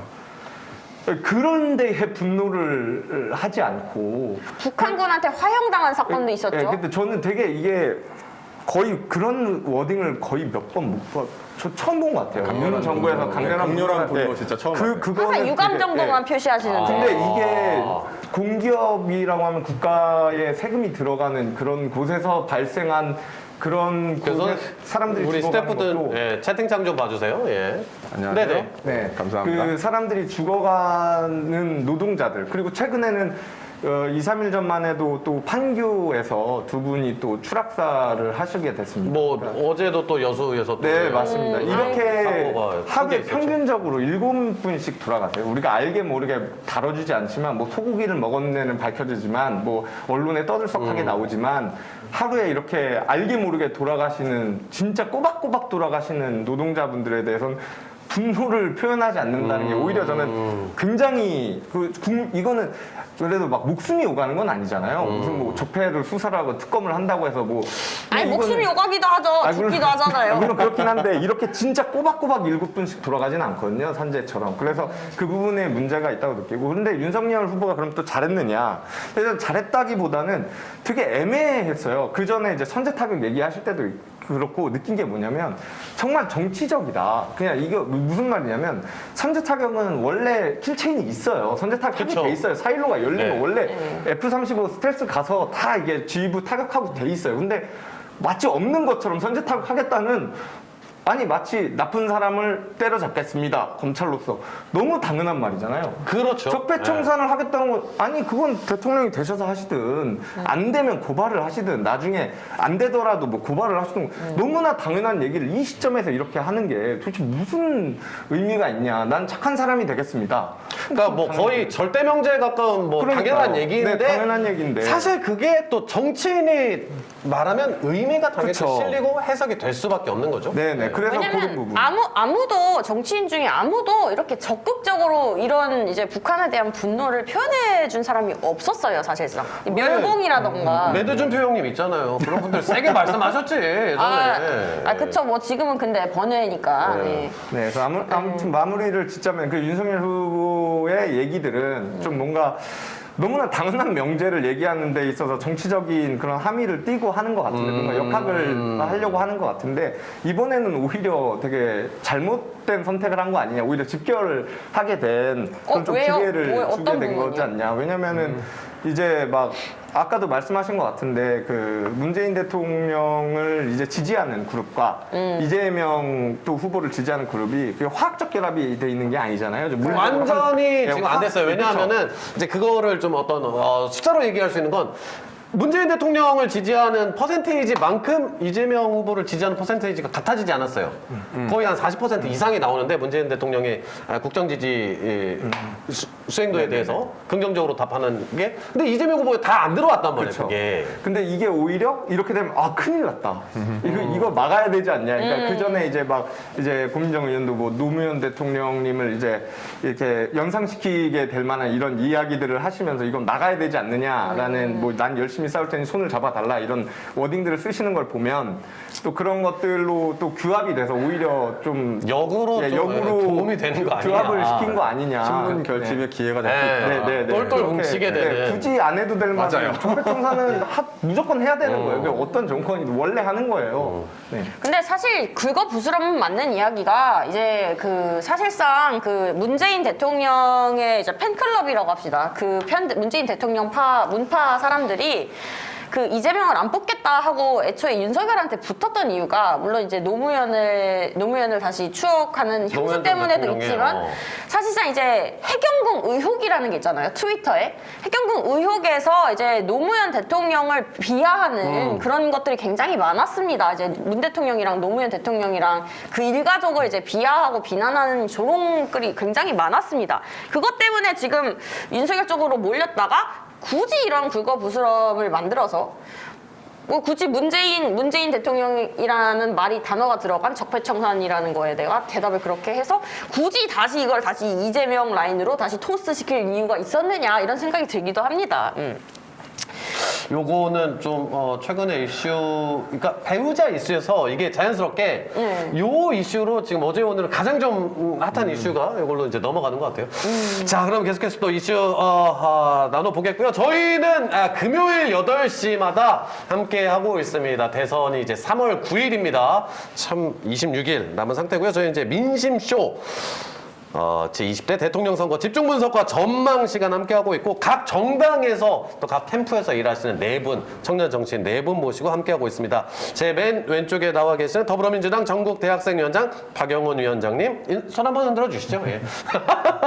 그리고 울산대학교 경제학과 겸임교수이자 전새누리당 비상대책위원인 장능인 위원님. 네. 그리고 제가 그냥 계속 소개해드릴게요. 빠르게. 네네네. 국민의당 전국청년 부위원장 한정민 우리 부위원장님 그리고 정의당 경기도당 부위원장 부위원장 예운혜 부위원장님과 이렇게 함께하고 있고 동난 감독란님과 우리 또 고정 MC로다가 저는 소데스 캐스터입니다. 또 함께하고 있습니다.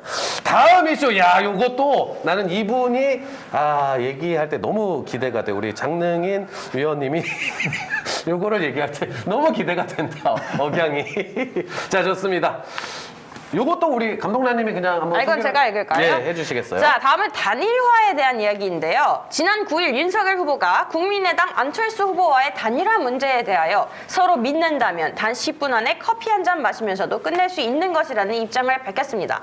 이러한 발언에 대해 안철수 후보는 윤 후보의 일방적인 생각이라며 맞받아치며 약간 심경이 불편할 것 선을 같습니다. 확실하게 그으셨죠. 선을 그었습니다. 야권 단일화에 대한 신경전이 계속되고 있는데요. 또한 최근 이준석 국민의힘 대표가 아무리 최소화하더라도 당선을 목표로 하는 후보라면 너무 좀 중립적으로 읽어주세요. 너무 비하적으로 읽는 거 아닙니까? 죄송해요. 제 마음이 너무 들어갔나요? 개미 같은 목소리였습니다. 좋네. 저는 솔직히 안철수 후보랑 단일화를 중립적으로 읽어주세요. 하는 우선은 거에 우선 시작할 때는 아무리 죄송하더라도 당선을 목표로 하는 후보라면 죄송해요. 너무 제 개인 방송처럼 저는 좋아요. 당선을 목표로 하는 후보라면 100억에서 200억 정도 써야 하는데 안 후보는 그런 징후가 보이지 않는다. 선거를 완주할 상황이 아닌 것으로 보인다. 아니, 안 후보가 돈이 얼마나 많은데 이런 소리를 하지? 아니 우선은 끝까지 한번 읽어주시고 한번 달려주시기 바랍니다. 그러면 선거 비용을 부담할 능력이 없어. 무슨 능력이 없어. 제일 능력이구만. 제 얘기가 끝나기도 전에 한번 우선 끝까지 한 번만 읽어주세요. 네네. 부탁입니다. 완주가 어려운 것 죄송해요. 예. 아니, 너무 황당하잖아요. 예, 우선은 끝까지 한번 가고요. 자, 완주가 어려울 것이라는 발언을 했고 이에 대해 국민의당은 선거운동을 차질 없이 준비하고 있다고 반박하고 있는 상황인데요. 이제 정말 대선이 얼마 남지 않은 시점인데 단일화 어떻게 전망하시나요? 그리고 단일화 협상이 진행되지 않은 가장 큰 원인 중 하나로 국민의힘 내부 분야를 꼽던데요. 단일화 반대 세력의 입장은 어떤 것인지 궁금합니다. 일단 단일화 반대 세력이라고 하셨으니까 근데 저희 다 찬성하지 않나요? 잠깐만. 그러면 그냥 개인 의견임을 전제로 하고 개인 의견을 네. 이 두 분은 찬성해요. 단일화 요 세 글자만 놓고 봤을 때 해야 된다? yes or no? 답변할 수 없다. 답변할 수 없다. 그 이유는 이유는 정말 후보님께서 결정하실 문제고 저는 만약에 단일화를 하겠다고 정해지면 후보님이 경선 혹은 뭐 단일화 과정에서 단일 후보가 되기 위해서 경주해야 되는 사람이고요. 그게 아니라 후보님이 만약에 단일화 안 하시겠다고 하시면 이제 저희가 뭐 대통령이 될 수 있도록 노력을 해야 되는 입장에 있는 사람입니다. 사실 일이라는 게 그렇잖아요. 그렇죠. 그렇기 신중한 때문에 답변. 제가 이제 어떻게 단일화 해야 된다 말아야 된다 말씀은 그래도 개인 의견이 힘들고요. 그냥 이렇게 단일화 관련해서 좀 어쨌든 그렇게 말하기 좀 애매하지만 그냥 이렇게 방금 말씀하셨다시피 국민의당은 완주 의지가 없다. 뭐 아무것도 계약도 안 하고 그랬다. 그러면 요거까지만 듣고 그 자세한 얘기 조금 이따가 알겠습니다. 들을게요. 예. 하고 싶은 얘기가 많으실 거라 생각해요. 장능인 의원님은 단일화 해야 됩니까? 개인 의견으로. 네, 저는 의미 있는 정권 교체를 위해서는 꼭 필요하다 봅니다. 이야, 이거 거의 뭐 이 목소리만 들어서는 녹음하고 싶어요. 녹음하고 싶어요. 거의 페이크 뉴스 수준이야 지금. 야, 왜? 그러니까 맞아. 지금 이제 사자 토론을 하고 있는 시간이죠. 실시간으로는. 맞아요. 네, 그것도 맞아. 궁금한데. 그러니까 단일화라는 게 보통 두 가지 필요성으로 이루어지거든요. 예. 그러니까 하나는 이제 어떤 거리가 가까운 정당끼리. 그러니까 국민의힘이랑 국민의당은 저는 거리가 다른 정당 중에는 그래도 가깝다 봅니다. 그렇죠. 왜요? 일단 국민이 들어가서요? 일단 이름만 해도 한 글자 차이고요. 그 다음에 어떤 정책이나 당장 1년도 안 됐어요. 저희가 서울시장 선거를 단일화해서 같이 치렀거든요. 그래서 지금 현직 시장은 국민의힘이고 현직 부시장은 국민의당 분이에요. 그래서 그게 공동 지방 정부로 해가지고 그렇죠. 출범시킨 거거든요. 그래서 그건 어떻게 보면 대한민국 정부를 공동 구성하는 프로토타입 중에 한 개라고 저는 봅니다. 그래서 그런 게 잘 연결돼가지고 저는 이제 정부도 같이 끌고 나가는 게 바람직하다 이렇게 보고요. 그 다음에 이제 두 번째 단일화는 이제 승리를 위해서 뭐 하는 거죠. 그걸 이제 뭐 최소 승리 연합이라고 하는데, 근데 그래서 그건 보통 이제 2등이랑 3등이 합쳐서 한다 이런 말을 해요. 근데 이제 지금 여러 여론조사에 의하면 국민의힘이 뭐 최근에는 1등 하는 게 꽤 나오고, 그 뭐 민주당 2등 하는 게 나오고 이런 식인데 그런데도 불구하고 확실하게 이기려면 그리고 지금은 만약에 대선에서 국민의힘이 이기더라도 민주당의 국회 의석수가 많거든요. 그렇죠. 맞습니다. 예, 당장 서울시도 상당히 압도적인 차이로 시장 선거를 이겼지만 지금 시정의 드라이브를 거는 데 있어서 민주당 시의원이 압도적이기 때문에 상당히 최근에 예산도 제대로 통과 못 시켰거든요. 그래서 그런 걸 고려했을 때 국정이 동력을 가지고 이렇게 쭉 가려면 제대로 이겨야 된다. 그냥 몇 프로로 이기면 안 된다. 그래서 저는 거리 그다음에 승리 그 두 가지를 위해서 다 필요하다 이렇게 봅니다. 필요하다. 뭐 개인의 의견. 근데 다만 이제 다시 이제 우리 한정민 부위원장님에게 좀 마이크를 넘겨드리면 예. 그냥 제 생각인데 예. 조금 10분 만에 커피 한 잔 또 이게 완주를 할 생각에는 이런 것들은 사실 좀 굉장히 좀 끓는 내용이에요. 자극적이죠. 누가 보더라도 예. 약간 너무 짝사랑 같아요. 누구 짝사랑? 짝사랑. 약간 윤석열은 약간 좀 단일화를 하고 싶은데 이게 약간 안철수는 약간 선을 긋는 모습이 아니 근데 진짜 그런 마음이면 이런 말을 쓰면 돼. 10분 만에 어떻게 커피 마시면서 이게 될 일이 아니잖아요. 첫눈에 반하는 것도 아니고. 왜? 아 첫눈에 반하더라도 10분은 안 되지. 아예 남자가 사랑에 빠진 데 3분이면 돼요. 30초면 될 것 같아요.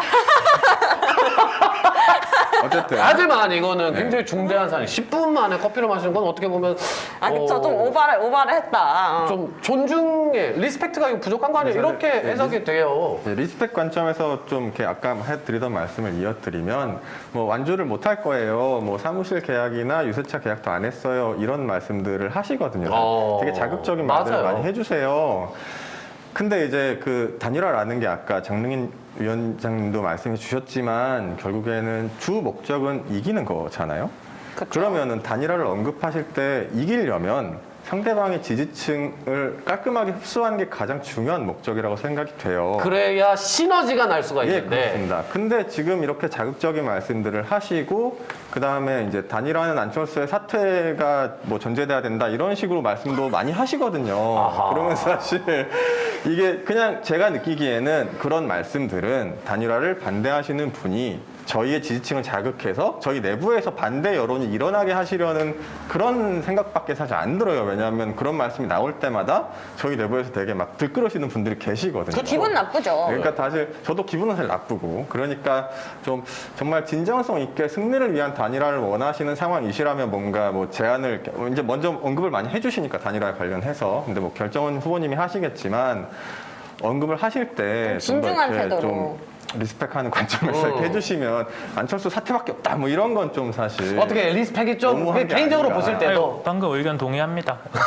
아, 근데 진짜 똑같다. 동의합니다. 진짜 똑같아요. 아니 이제 질문이 있습니다.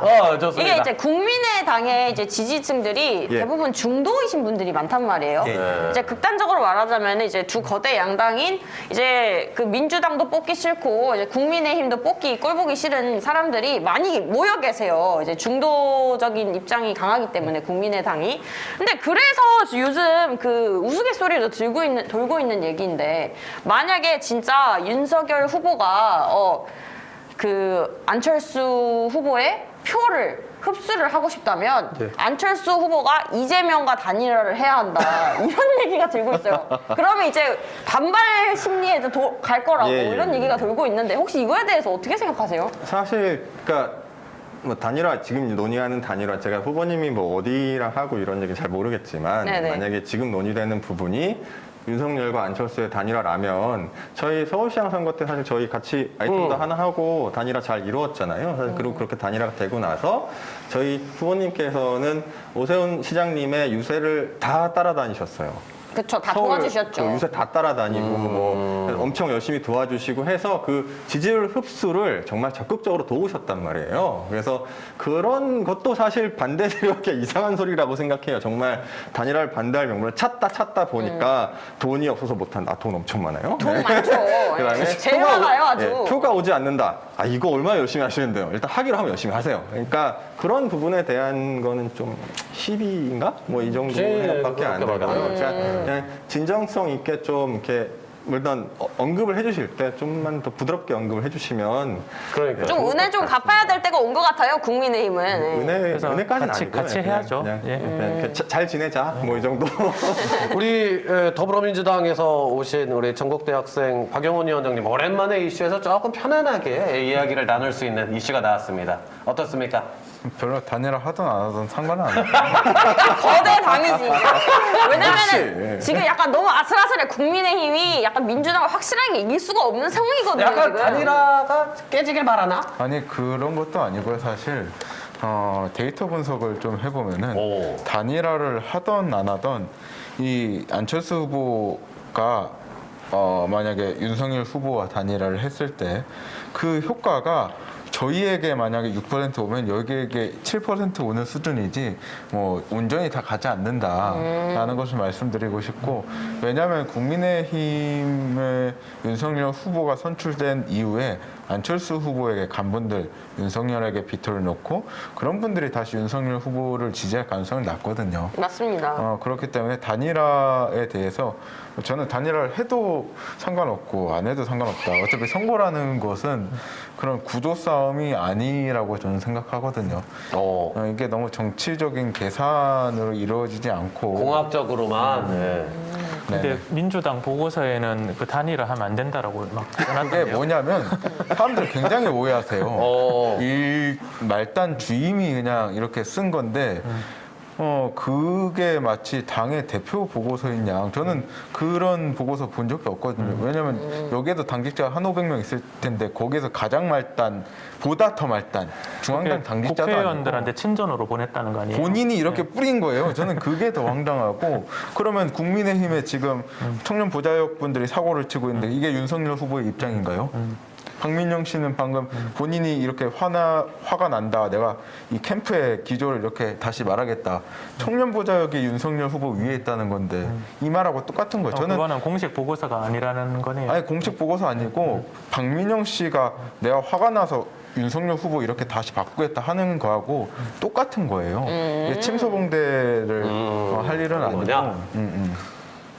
박민영 씨 얼마 전에 저희 고성국 TV에서 함께 단일화 관련 토론을 한 적이 있는데 네네. 국힘의 단일화는 안철수의 사퇴가 전제로 된 단일화밖에 없다라고 선언하셔가지고 되게 그거는 되게 우리 안철수 캠프 단일화 측에서 기분 토론을 나쁘네. 해야 되는데 뭐라 그래야 되지 모르겠어요. 야, 그건 그러네. 아니, 좀 존중하는 입장이 좀 좀 필요해요. 그랬었어요. 네, 그러니까 사실 저 김근태 위원장이랑 저랑 나가고 네네. 지난번에 저희 박민영 함께 나오죠. 청년 보좌역 분하고 조영직 대학생 위원장님 나오셨는데 이제 박민영님께서 그렇게 딱 선언해가지고 근태하고 저하고 그러네. 그럴 때는. 입장이 곤란해지죠. 예. 자, 그럼 여기에도 오늘은 좀 정의당은 좀 아주 이슈의 중심에 있지는 않습니다만, 예, 저 우리 또 정의당 경기도당 부위원장 예윤혜 부위원장님. 네, 저도 개인적으로는 안철수 후보님 굉장히 존경하는 부분이 있습니다. 그 전에 이제 제가 정치에 완전 이제 입문하기 전에 새 정치 바람을 이끌고 이제 막 후보 대선 후보 되셨을 때 이제 윤여준 장관님이랑 그 막 그런데 싱크탱크 같은 데도 같이 가보기도 하고 그 정도로 관심이 되게 많았어요. 정말 그때 진짜 새 정치가 뭔가 그때 저도 열망하던 국민 중에 한 사람으로서 그러고 나서 이제 되게 오명들을 많이 쓰게 되셨어요. 물론 정치적인 책임을 지시는 거지만 뭐 파티 브레이커니 뭐니 그러면서 굉장히 많은 이제 오명들을 겪으시면서 지금도 이제 하고 계신데 저는 이게 굉장히 큰 기회라고 봅니다. 그런 오명들을 떨칠 그리고 새 정치를 진짜 일으킬 수 있는 사람이다. 어떤 부분이 있냐면 오늘도 기사를 내셨는데 자기는 이제 완주를 할 것이고 다당제를 할 것이다. 근데 저는 이게 단순히 한 명의 대선 후보가 아니고 다당제라는 것은 우리 정치 전체가 개혁하는 굉장히 큰 마중물이 되는 그런 면에서 볼 때는 심상정 그 후보와 굉장히 또 의견이나 그 네. 어떤 그 합치가 되는 부분이 굉장히 또 네. 있으시더라고. 그러니까 이게 제가 입장을 바꿔 생각해서 제가 만약에 안철수 후보라면 되게 곤혹스러운 건 맞아요. 왜냐하면 선거라는 거 그리고 권력, 집권, 대선이라는 거는 선거는 또 전쟁터기도 하고 승자와 패자가 명확히 갈리는 거고 내가 어떻게 되느냐 내 미래가 결정되는 것이기도 하면서 한편으로 정치인 안철수가 국민에게 빚을 지고 있는 한 사람으로서 보면 정치 개혁이나 정치 발전으로 가는 또 짐이 있거든요. 그럼 뭘 더 경중을 따질 거냐? 그럼 지금 앞에 있는 앞에 있는 득실을 따지면 이거 막 단일화 어떻게든 해서든 내가 대선을 하든 뭐 나중에 뭐 총리를 하든 이런 것들이 크게 작용을 할 수 있을 텐데 이것만 보시면 이 오욕들 지금까지 왔던 오욕들이 결국엔 정치 역학적으로 네가 움직인 거냐라는 국민들의 비판을 벗어날 수가 없는 거거든요. 근데 만약에 내가 되든 안 되든 이 정치개혁 발전을 통해서 우리나라가 좀 더 다당제로 가고 다양한 목소리를 포함하는 정치로 나아가는데 내가 마중물이 되겠다. 내가 진짜 멸사봉공의 자세로 내가 나아가겠다. 내가 한 몸 던지겠다라는 모습을 보이시면 오히려 국민들께서는 그런 자세에 좀 더 감화를 받으시지 않을까라는 생각이 들어서 저는 단순히 이번 대선만 보실 게 아니고 정말 국민들을 위한 정치 개혁과 발전을 위해서 그런 부분 국민의당에서 나오셨습니까? 아니, 그래서 그런 부분을 좀 더 고려해 주셔서 좀 더 먼 길, 좀 더 옳고 바른 길을 좀 가셨으면 좋겠다라는 생각이 듭니다. 그렇죠. 뭐 오바마는 40대 대통령이 됐지만 트럼프는 70대 되었거든요. 이제 좀 오래 안철수 후보님도 굉장히 오래 사실 거라고 저는 생각을 합니다. 갑자기? 스트레스를 일찍 풀어가실지도 몰라요. 아이 뭘 스트레스를. 아유 참. 졸기 동란 씨 이게 또 졸기 가운데 되십니다. 있고요. 네, 졸기 예. 되십니다. 한번 넘겨주시고 자 이렇게 해서 아니, 치열한 근데- 이슈에 대해서 네. 좀 이야기를 해봤는데 자, 지금까지 다양한 이슈들에 대해서 의견을 나눠봤는데요. 다음은 이제 새롭게 선보이는 코너예요. 대선 별별 랭킹 차트입니다. 저희 센터캠 한 번만 넘겨주세요. 예. 네네. 하도 우리 클로즈업 좀 부탁드려요. 감독관님 하도 안 나와가지고 예. 저도 필요 없고 센터로만 쭉 아하, 당겨주셔도 돼요. 예. 자, 까줄게 내가. 예. 자, 저걸 기다리신 거거든요. 예, 죄송합니다. 자, 이제 지금까지 다양한 이슈들에 대해 의견을 나눠봤는데요. 다음은 이제 새롭게 선보이는 이거는 코너입니다. 좀 이제 가볍게 얘기하기 좋아. 네네. 대선 별별 랭킹 차트인데요. 이제 목 아파서 파스 붙였어요. 네네. 지난주까지는 대선 관련 다양한 여론조사를 분석을 해보고 향후 판도를 전망해보는 시간을 가졌는데요. 이번 주는 좀 색다른 코너를 준비해보았습니다. 이제 후보들에 대한 신뢰도나 호감도 그리고 정책 능력 등을 파악할 수 있는 질문에 저희도 MC와 패널분들이 대선 후보들에 대한 순위를 매겨 민심쇼만의 랭킹 차트를 확인해보는 코너입니다. 자, 그러면은 첫 번째 질문 드리겠습니다. 빠밤. 자, 갑자기 다급한 일이 생겨 아이를 봐달라고 부탁해야 한다면 아이를 맡길 수 있는 후보는? 자, 이제 각자 대선에 해주세요. 나오신 4명의 후보를 상대로 저희가 이렇게 4분 이렇게 놓고 그냥 뭐 가상의 질문입니다. 갑자기 다급한 일이 생겨서 내 아이를 봐달라고 부탁해야 된다. 아이를 맡길 수 있는 후보는 이제 순위대로 각 정당에서 나오신 4분 그리고 우리 감독나님 또 제가 생각하는 후보들 순위를 네. 한번 적어보도록 하겠습니다. 네. 저는 좀 이제 저 멘트를 깔고 있느라고 못했는데 다 네네. 하셨어요? 저는 했습니다. 저부터 소개를 해드릴까요, 그러면? 아니면은 네. 우리가 한꺼번에 좀 깔까? 네, 자. 공동도 올라가주세요. 되잖아요. 공동. 붙을지는 모르겠네. 공동도 괜찮죠. 네, 네. 공동 되죠. 공동도 괜찮습니다. 아이. 자, 그러면 한번 까볼까요, 다 같이? 또 공동이에요. 우와. 네. 자, 하나, 둘, 셋. 둘, 셋. 자, 이렇게 나왔습니다. 이제 각자 이야기를 한번 들어봅시다. 이제 자, 예윤혜님부터. 우리 한번. 쪽으로 캠이 왔네. 아, 그래요? 저희 쪽으로? 저부터. 저는 네네. 1위 심상정 후보, 2위 안철수 후보, 3위 이재명 후보, 4위 윤석열 후보 이렇게 좀 뽑아봤고요. 이유가 어떻게 되나요? 왜 1위를 일위? 심상정 후보가 했나요? 그냥 이미지요. 그냥. 엄마 이미지, 너그럽고. 좀 부근해 보이고 이렇게 보니까 뭐 그냥 제가 생각하는 아이를 좀 맡기기에는 좀 더 아이의 말을 좀 더 잘 들어줄 순서. 아이의 말을 잘 들어줄 순서. 사실 약간 약간 여자가 이런 거 아이 관련해서 조금 유리하긴 한 게 엄마 짬바가 있지 않습니까? 아이를 낳아서 길러본. 뭐 그런 네네. 것도 있기도 하고 그냥 이미지. 아니 여성이 아이를 봐야 된다고 난 생각하지 않는데 그건 아무 상관이 없어. 근데 사실 저희 또래는 엄마한테 주양육이 되었잖아요. 근데 저는 이제 제 전공이 아동학과이기 때문에 아, 제가 진짜요? 실제로 아이를 정말 의외인. 이게 벌써 그치 의외라고 생각하는데 경제 같은 거 전공하실 것 같은데. 근데 또 굉장히 신기하게 내가 학교 다닐 때는 너무 전공에 잘 어울린다는 소리 내가 100번 들으면서 아 진짜요? 그러니까 학과가 이제 9대 1이거든 성비가. 아, 그쵸. 여자가 성비 90%, 많죠. 남자가 10%. 근데 나는 되게 좋아하는데 전공이야 사실은. 아이를 그래서 뭐 좋아하시는구나. 아무튼 네, 아이 제가 원래 가장 좋아하는 것도 아이기도 해요. 스포츠랑 뭐 아무튼 그런데 저는 뭐 별로 이제 그런 건 없습니다. 여자 남자가 뭐 어디 있습니까? 그냥 아이를 잘 보고 같은 이미지야. 예, 뭐 가볍게 적어놨어요. 예. 그 윤석열이 꼴등을 한 이유는 뭘까요? 좀 안 어울려 이 두 분은. 기본적으로 애기랑. 거의 뭐 애기랑 안 공동 어울리는. 뭐 3, 4위인데 두 분 다 안 어울려. 아이랑 그냥 느낌이 부드러운 어떤 이미지들. 예. 그러면 저는 이제 그렇게 봤습니다. 네, 그러면 이제 윤석열 한번 후보를. 소개해볼게요. 저는 일단 윤석열 후보를 왜 골랐냐면요. 왜죠? 아니 애가 살쪄서 나올 것 같아. 약간 좀 아, 끔찍하는 애도 이 집에 보내놓으면 포동포동해져서 나올 것 같은 그런 느낌이 있어요. 그것도 말이 되네. 그런 이미지도 있어. 맞아, 그러니까 윤석열 이제 후보가. 좀 그런 느낌이 있고 오. 그리고 이제 저번에 안철수 후보를 이번에 한 이유는요. 아니 자녀를 너무 잘 양육하셨잖아요. 이제 자식농사 여기서 자식농사 탑이에요. 자식농사 탑. 그것도 말이 된다. 아니 그렇죠. 그리고 이제 이렇게 잘 배운 사람이 신기하다. 잘 배운 사람 있으면 또 이제 애기 뭐 숙제도 좀 봐줄 수 있으실 것 같고. 예. 그리고 이제 세 번째는 제가 말씀드린 것처럼 이제 어머니의 짬바 그런 느낌이 들었고요. 이제 마지막은 노코멘트 하겠습니다. 그 정도로 안 어울 것 같다? 아 왜냐면 제가 그 자녀 양육에 관해서 이제 말씀을 드렸잖아요. 네. 근데 뭐, 정말 죄송한데 자식 농사를 잘 지으신 것 같지는 않아요. 이제 마지막 후보분께서 근데 그래가지고 원래 질문은 그냥 다급한 일이 생겨 아이를 봐달라고 할 때 맡길 수 있는 후보. 네 안 좋은 영향을 끼칠 것 같습니다. 그렇게 생각한다 할 수 있지. 네네. 자, 그러면은 우리 전 새누리당 비상대책위원인 우리 장능인 의원님 어떻게 보셨습니까? 예. 저는 이제 공동 1위로 본인을 지금 1위에 놓으셨어요. 공동 1위로 이제 윤석열, 안철수 후보 이렇게 했는데요. 예. 그 이제 입장을 바꿔서 한번 생각해봤어요. 이제 아이를 맡길 수도 있지만 예. 뭐 저는 아직 제가 결혼을 안 해서 제가 그러면 그냥 아이라 생각하고 우리 부모님이 이렇게 각각 어떤 분이면 나을까 생각해 보니까 예를 들어 제가 운동선수를 하고 싶으면 윤석열 후보한테 좀 맛있는 거 많이 만들어 달라서 먹을 것 같고요. 그런 이미지가 있지, 네, 또 있지. 요리를 잘 하잖아요. 그리고 공부를 좀 하고 싶으면 이제 안철수 후보한테 공부를 배우면 또 좋을 것 같고요. 수능을 잘 볼 것 같은 이미지예요. 예, 그리고 이제 뭐 심 후보는 아까 뭐 얘기 나온 것처럼 이렇게 기본적 뭐 이미지가 이렇게 잘 케어할 좀 자상한 이미지고 어머니 이미지. 이제 3위로 이제 이재명 후보를 했는데 제가 이제 아이 입장이라면 좀 무서울 것 같아요. 맞을까봐.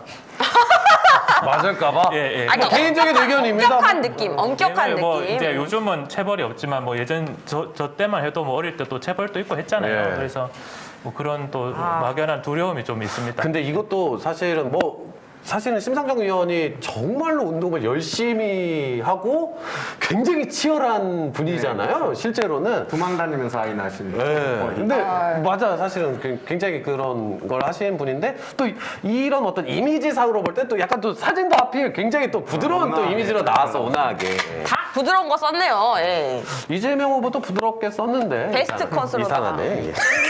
자 그러면은 더불어민주당 우리 전국대학생위원장님 박영원 위원장님 어떻게 뽑았습니까? 저는 뭐 역순으로 사실 한 것도 있고 뭐 그런데요. 일단 심상정 후보 같은 경우에는 그분의 이야기를 잘 알아요. 아이를까지 책임질 수 있는 사람이라 1위를 했고 안철수 후보는 사실 아이에게 공부를 잘 가르쳐 줄 것 같아요. 제가 사실 부드럽게. 학원을 다녀본 적이 없는데 평생 혼자 공부를 했어요. 그래서 경북대학교 다니고 가톨릭대학교까지 다녔는데 좀 좋은 선생님이 있었으면 좋겠다라는 생각을 했습니다. 제가 이재명 후보하고 굉장히 오랫동안 알고 많이 만났잖아요. 왜 공동 3위죠? 왜 3위냐면 이재명 후보는 본인의 자기 개발에 너무 많은 시간을 쏟아요. 시간을 굉장히 잘게 쪼개고 항상 공부하고 있고 라는 그런 것 때문에 아이를 신경 쓰기보다는 본인을 개발하기에 좀 바쁘다라는 이야기를 드리고 싶어요. 그래도 생각해보니까 그 유튜브 채널 갖고 내 채널 명은 잊어버렸는데 그때 뭐지 삼프로 TV. 무슨 뭐 액체 괴물이랑 그 가지고 놀기도 하고 그거 찍으셨더만요. 아니 근데 애기가 이겼는데 거기다 대고 어이구 잘했네 이러지는 못할 망정 거기다 대고 너 치팅했지 이런 게 동심을 아니 농담인 건 아는데 경고 방송 좋다. 너무 어른한테 던질 만한 농담을 했어요. 애기가 애기가 몰라서 그냥 넘어가서 다행이었어. 그러니까 아이고 정말. 그렇습니다. 이재명 후보는 뭐 본인에게 사실 가장 관심 많은 사람이라 본인 공부할 것 같다 이런 안들 보고 윤석열 후보 같은 경우에도 똑같아요.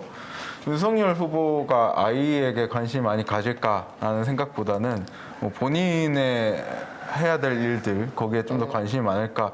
두 분 다 약간 아이에게 관심을 갖는 사람은 아닌 것 같다는 그래서 생각. 이제 윤석열 보는 약간 개에게 더 관심을 가지는 개 고양이에게 그런 느낌이. 근데 맞아. 강아지 또 엄청 이제 좋아하니까 그런 좀 그 약간 작은 어떤 생명체나 이런 거에 좀 아주 애정을 기울이고 이런 거는 좀 있을 것 같은 또 생각도 있네요. 또 이야기를 나눠보니까. 자, 우리 국민의당에서 오신 전국 청년 부위원장 한정민 부위원장님 어떻게 뽑으셨나요? 아, 역시 예상대로 1위를.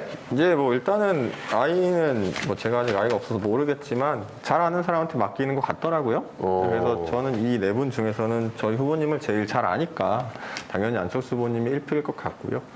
그 다음에 나머지 세 분은 사실 개인적으로 모르는데 그냥 뭐 이미지에 그냥 가까운 투표인가요? 아니 이미지라기보단 자녀가 있는가 해서 이렇게 둘을 놓고 보면 자녀가 있는 분 중에 자녀를 잘 키우진 않은 것 같다 해서 3등이고요. 그래서 이제 자녀가 없으시니까 그냥 이렇게 소거법으로 가다 보니까 마지막에 남으신 거고 이렇게 됐습니다.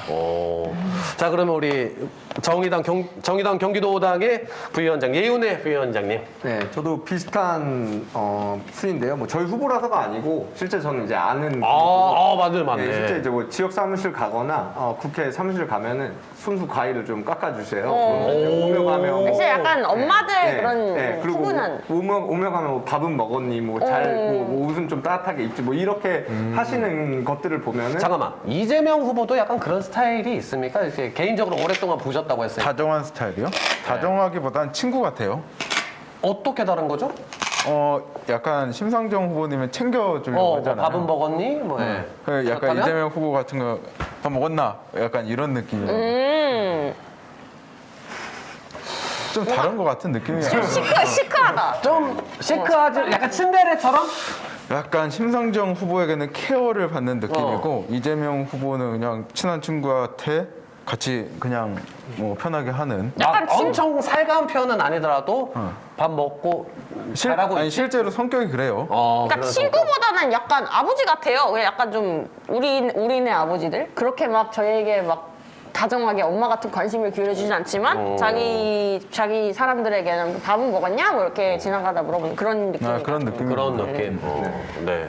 그리고 나머지는 이제 안철수 후보님은 워낙 이제 따님분도 같이 선거 유세하시고 뭐 이런 부분들 보면서 되게 아버지와도 사이가 돈독하구나라는 생각들이 많이 들었고 이제 윤석열 후보가 3등인 거는 저도 이제 반려동물을 키우고 있고 저희 당에서도 반려동물 굉장히 좀 그렇죠, 귀하게 맞아요. 생각을 하고 있는 정당이기도 한데 저희 부모님도 원래 막 개 키울 돈 있으면 내가 불유술 돕지 막 이 정도 처음에 근데 처음에 그게 진짜. 유튜브 엄청 그거 중 그 핫 코드키 중 하나인데 그런 어머니에게 강아지를 갖다 줬더니 생긴 일 뭐 이런 거. 친구보다 더 좋아하잖아요. 저는 이제 찬밥이에요. 저도 그래요.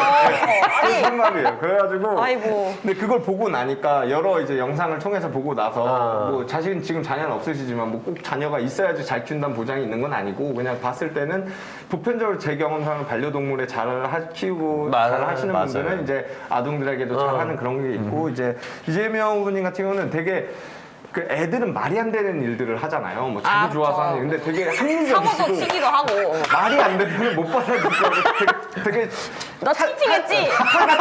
칼같이 이건 그러 이거는 오라 뭐 이런 식으로 그래 맞아. 그 장면도 약간 뭐 비슷하게 좀 얘기할 수 있겠다. 그런 느낌이 있어서 뭐 되게 네. 올바르게 막 이렇게 막 탁탁탁탁 이렇게 얘기하시거든요. 합리적으로 탁탁 그런 느낌이라서 아니 되게 재밌다, 이거, 의외로. 아까 이제 반려동물 얘기가 나와서 저도 이제 우스갯소리로 남들이 하는 얘기를 들었는데 이제 윤석열 그 후보가 이제 강아지들한테 이렇게 개밥을 직접 만들어서 먹이잖아요. 그냥 사료 주는 게 아니라 이제 그걸 보고 만약에 우리 집 반려동물을 그 집에 맡기면은 개가 우리 집으로 다시 안 돌아오려고 할 것 같다. 근데 그게 이런 얘기 거의 있었어요. 강아지들 키울 때 거의 마지막 단계, 최고 단계거든요. 그렇게 해주는 게. 아니 그러니까 엄청 간장게장 힘들거든. 같은 걸 비비고 있는 사진을 봤는데 저는 본인이 먹으려고 한 줄 알았는데. 그거 엄청 힘들어. 아 그러니까요. 아유 정말. 자, 이게 실제로 이렇게 해서 네. 설문조사를 한 적이 있대요. 1월 30일 날 발표가 됐다고 하는데 네. 응답자 31.2%가 윤석열 후보, 26.8%가 이재명 후보, 18.9%가 안철수 후보, 14.5%가 심상정 후보를 선택을 했다고 합니다. 아 이거는 그냥 인식 대선 그냥 그거 지지율인데? 같은데? 그냥 지지율인데? 이 사람들 그냥 아무 생각 안 하고 그냥 뽑은 것 같은데 자기 지지하는 사람을. 그러면은 요거 다음 질문은 제가 네. 요걸로 한번 넘어갔으면 좋겠네. 난 이거 꼭 해보고 싶었어. 이거 맨 뒤에 있는 마지막 랭킹인데 이거를 좀 먼저 꼭 하고 싶은데 왜냐하면 네네. 시간이 없어요? 시간이 없다기보단 이건 꼭 했으면 좋겠어. 나는 도대체 지금 매 캠프 모든 캠프에서 엄청나게 공약들을 지금 네. 발표를 해주고 있어요. 네. 그런데 그렇게까지 내용이 안 나와. 다 알아서 가서 봐야 돼. 그게 난 아쉬워. 그래서 각 캠프에서 사실은 또 일하시는 분들이기 때문에 또 현장에 계시는 분들이기 때문에 이분들이 분명히 저희에게 잘 설명해 주실 것 같아서 꼭 한번 해보고 싶었습니다. 뭐니 해도 자신의 소중한 한 표를 던질 후보를 결정하기 위해 가장 중요한 거 역시 공약과 정책입니다. 일자리 정책. 특히나 이 참 중요한데 대선 후보들의 공약 리스트 중에서도 가장 앞에 나오는 공약의 핵심이라 할 수가 있습니다. 네 후보들이 성장 또는 분배에 초점을 둔 각기 다른 일자리 공약들을 발표한 상태입니다. 후보들의 일자리 공약 순위를 한번 매겨보았으면 합니다. 일자리 정책은 이 후보가 제일 좋다. 공약 순위를 결정해야 되는데 이거는 네 분들이 한번 또 하시고 저희도 저희대로 한번. 네. 야 이거는 사실은 내가 조금 부끄러운 게 잘 몰라. 아이고. 각 캠프의 공약을 일자리 공책. 아이고. 혹시 좀 아세요? 저는 알죠. 일단 저는 오, 윤석열 그래요? 위주로는 많이 알고 있습니다. 왜냐면은 부끄럽지만 근데 디테일하게 몰라. 왜냐면은 이제 윤석열 후보가 제가 진짜 윤석열 후보를 옛날에 박영훈 위원장님보다 훨씬 많이 까던 사람이거든요.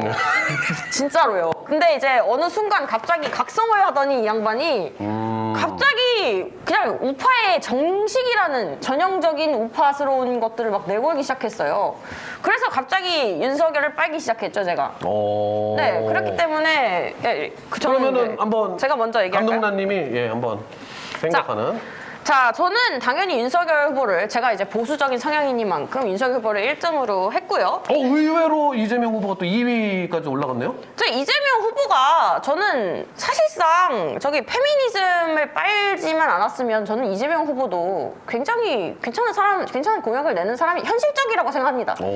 사실 약간 좀 주사파인 건 좀 마음에 안 들지만 그래도 이재명 후보가 싫지 않은 네. 발언을 좀 삼가주시기 바랍니다. 뭘 확실치 까요? 경기 동부연합부터? 확실하다? 네. 뭐 아무튼 아니, 개인의 뭐, 의견임을 뭐 하여튼, 전제로 네. 말씀드리도록 하겠습니다. 뭐 하여튼간 예. 저는 그 이재명 후보가 사실상 제일 이 네 후보 중에서 가장 그 센스가 좋고 그 후보자들의 그러니까 피드백도 괜찮고 칭찬을 하는 것 같기도 하는 거 같고 아니 근데 이 능력 돌려 보내는 것 같기도 아니 하고 정말 죄송하지만 능력은 제일 좋아요 사실 정치적인 능력은 그렇다. 피드백도 잘 되고 그렇기 때문에 아니 근데 공약의 내용이 혹시 어떤 건지 좀 알고 일단 있는 게 있어요? 윤석열 같은 경우는 이제 가장 커다란 거 하나가 윤석열 후보 같은 경우는 네네 이게 저희가 이제 청소년들의 그 촉법소년 연령을 낮추는 게 있고요.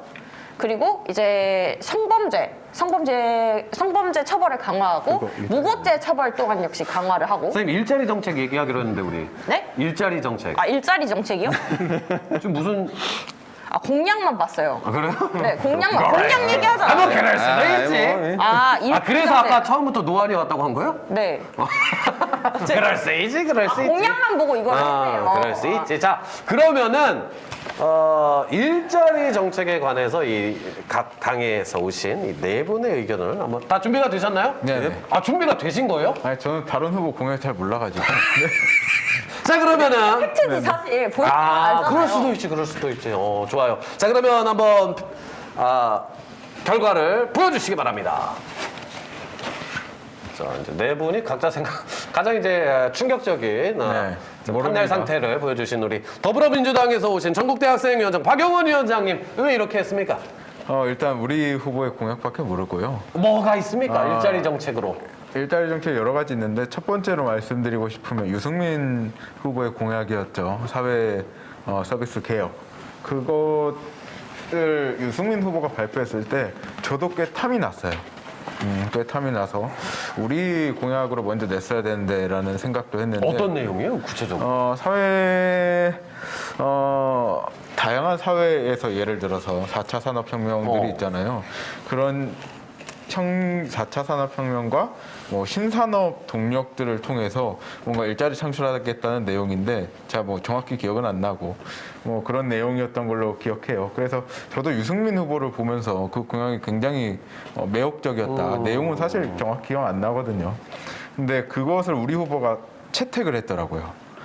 그런 면에서 굉장히 긍정적이고 또 다른 것은 에너지 고속도로 그리고 50조의 K 비전 펀드라고 하는데 우리가 유니콘 기업이 굉장히 부족해요. 일자리라고 하는 것은 결국 기업이 만드는 건데 우리나라의 유니콘 기업이라고 하면 뭐가 있을까요? 저는 딱히 생각나진 않는데 그나마 스타트업에서 잘 성장한 카카오도 예를 들 수도 있겠죠. 유니콘까지는 도달했나 모르겠는데 다른 걸 보면 뭐 토스, 뱅크샐러드 아니면 AI 인공지능을 통해서 주식 투자를 해주는 그런 회사도 있고 이런 회사들을 굉장히 많이 키워야 돼요.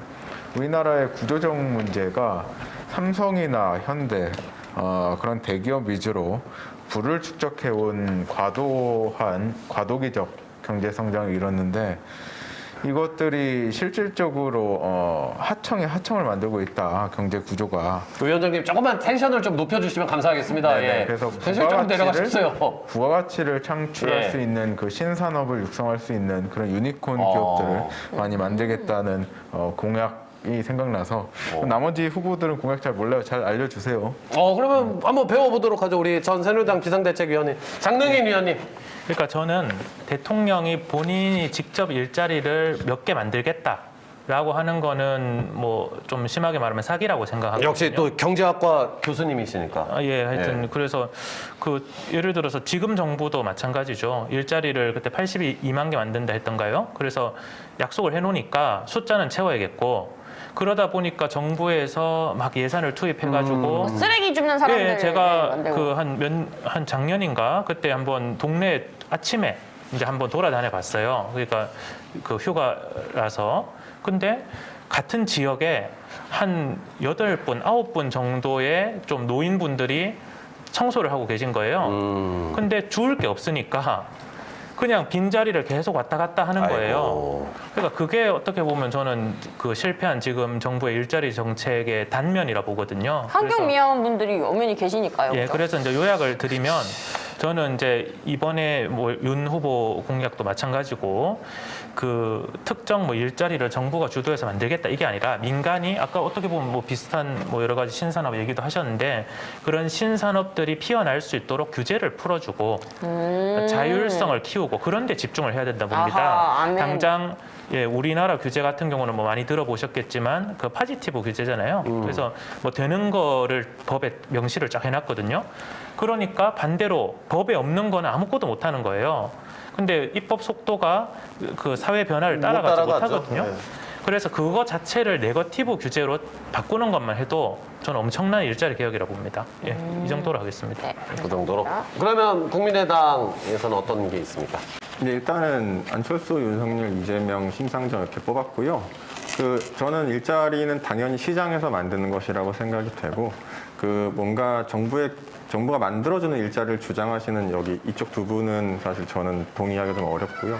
일단은 그래서 저희 안철수 후보님의 5 공약이라고 부르죠. 이렇게 5대 산업 분야에서 5개의 세계적인 기업을 키워서 5G에 들어가겠다. 그러니까 사실 이게 굉장히 시장을 키우겠다는 말이거든요. 그리고 얼마 전에 수요일인가 이제 저희 청년 캠프 발대식에서 엔터테인먼트 산업의 육성에 대한 질문을 하신 청년분이 계세요. 그랬더니 답변이 지원은 하되 규제는 하지 않는다. 그러니까 지원은 하되 간섭은 하지 않는다고 대전제를 말씀하셨거든요. 이것이 굉장히 시장 중심적이고 그래서 기업들에게 좋고 그래야 일자리가 생긴다고 생각하기 때문에 저는 안철수 후보님의 1픽이고요. 그 다음에는 이제 약간 노동공약 지금 참 말씀해주신 부분이 안철수 후보의 어떤 일자리 정책이나 전체 어떤 후보의 생각을 굉장히 함축한 어떤 단어 예. 문장인 것 같아요. 지원은 하되 간섭은 하지 예. 않는다. 예, 되게 중요한 말씀 같고요. 철학을. 예. 그 다음에 2, 3, 4위는 사실 저도 일자리 고용을 정확하게 알지 못하는데 노동 쪽은 좀 알거든요. 그래서 근데 유승열 후보님께서는 52시간을 좀 완화하신다는 공약을 하셨어요. 그러면 그것도 사실 그게 또 굉장히 큰 논란이었어요. 시장 52시간 가지고. 시장을 좀 프리하게 해주는 공약이고 예. 사실 지금 우리나라 경제에 굉장히 큰 타격을 주고 있는 것 중에 하나가 52시간 제한이거든요. 그래서 그런 것들이 좀 되게 긍정적 평가가 되고 자 이제 주 4일제를 주장하시는 이 두 분은 사실 저는 평가가 좀 너무너무 힘든데 이제 순위를 매겨야 되나? 이재명 후보는 약간- 뭐 이제 반으로 해서 한 4.5일 정도 네, 이런 약간 얘기했던 것 같아요. 뭐 떼야겠다 이렇게 싶은 수준인데 주 어. 4일제를 공약한 생각 자체가 근데 이렇게 두 분을 놓고 보면 심상정 후보님은 전국민 일자리 보장제를 주장하셨단 말이에요. 전 국민의 일자리를 보장한다는 건 그럼 정말 북한이잖아요. 막대한 세금이 들어갈 거라고 생각해서 4위입니다. 그러니까 대부분 또 이 두 분이 또 이제 국민의힘 쪽에서 나오신 우리 장능인 위원님 그리고 국민의당에서 나오신 한정민 부위원장님이 동일하게 심상정 후보를 4위로 동일하게 놓은 것도 좀 독특한 점인 너무 것 같아요. 정부에서 일자리를 많이 만들려고 하셔가지고 아 너무 정부 주도적이다. 너무 시각이. 세금 들어가는 행동을 자꾸 하시는 것 같아서 그러니까 이게 어떤 시장을 바라보는 시선이 두 분은 좀 비슷하다. 작은 정부 큰 정부 네. 정도일 것 같습니다. 그러니까요. 자 그러면은 정의당 경기도당의 부위원장인 예윤혜 우리 부위원장님은 어떻게 생각하시나요? 네, 뭐 예. 1위는 다들 각자 수술을 할 것 같아서 본인도 맨 마지막에 하고요. 그러니까 예. 제가 이걸 하면서 공부를 좀 해봤습니다. 그러니까 공부를 이제 공약집도 많이 나와 있고 해서요. 근데 이제 이 밑에서부터 이렇게 올라가는 순으로 말씀을 드릴 텐데 안철수 후보님 같은 경우는 5 공약을 봤어요. 근데 굉장히 흥미롭고 좋은 주제라고 생각을 하고 해야 된다고 생각을 하는데 일단 5개 분야를 5개를 기업이 만든다는 거 작은 정부 말씀하셨는데 그건 국가가 관여할 게 아니고 그럼 뭐 되면 나오는 거고 아니면 많은 거지 뭘 그거를 뭐 국가가 한다고 해서 뭐 물론 이제 돈을 주거나 규제를 뭐 요런 거지 뭐 그거를 공약으로 한다고 해서 나오고 유니콘이 뭐 돈을 준다고 해서 나오고 이런 건 아니거든요. 그리고 거기에 대해서 또 사람들을 인력을 만든다고 했어요. 근데 그거를 무슨 막 그 학과를 막 만들고 공공 뭐 대학교에서 뭐 국립대에서 그걸 만든다고 뭐 그 인재들이 나올 거냐? 그게 아니고 잘 아시는 것처럼 시장의 원칙에 의거해서 월급 많이 주면 걸로 가는 거거든요. 사람들이 많이 받으려고 그렇기도 공부하고. 하죠. 예, 그러니까 그런 맞아요. 거지. 그걸 뭘 5개를 뭘로 어떻게 픽을 할 거며 그게 어떻게 할 거냐. 그게 또 저는 의문이고 5G 국가에 들어가려면 저희가 56%가 성장을 해야 됩니다. 5년 동안. 네, 그리고 이제 두 분 같은 경우는 이제 경제에서 말할 때 보통 이제 5만 불 많이 얘기하세요. GDP 5만 불을 두 분 다 이제 공통적으로 이제 얘기들을 많이 하시는데 5만 원대를 진입하겠다. 5만 원이 되려면은 GDP가 5%씩 8년을 연속으로 올라야 됩니다. 5만 불은 이재명 후보님. 아, 네.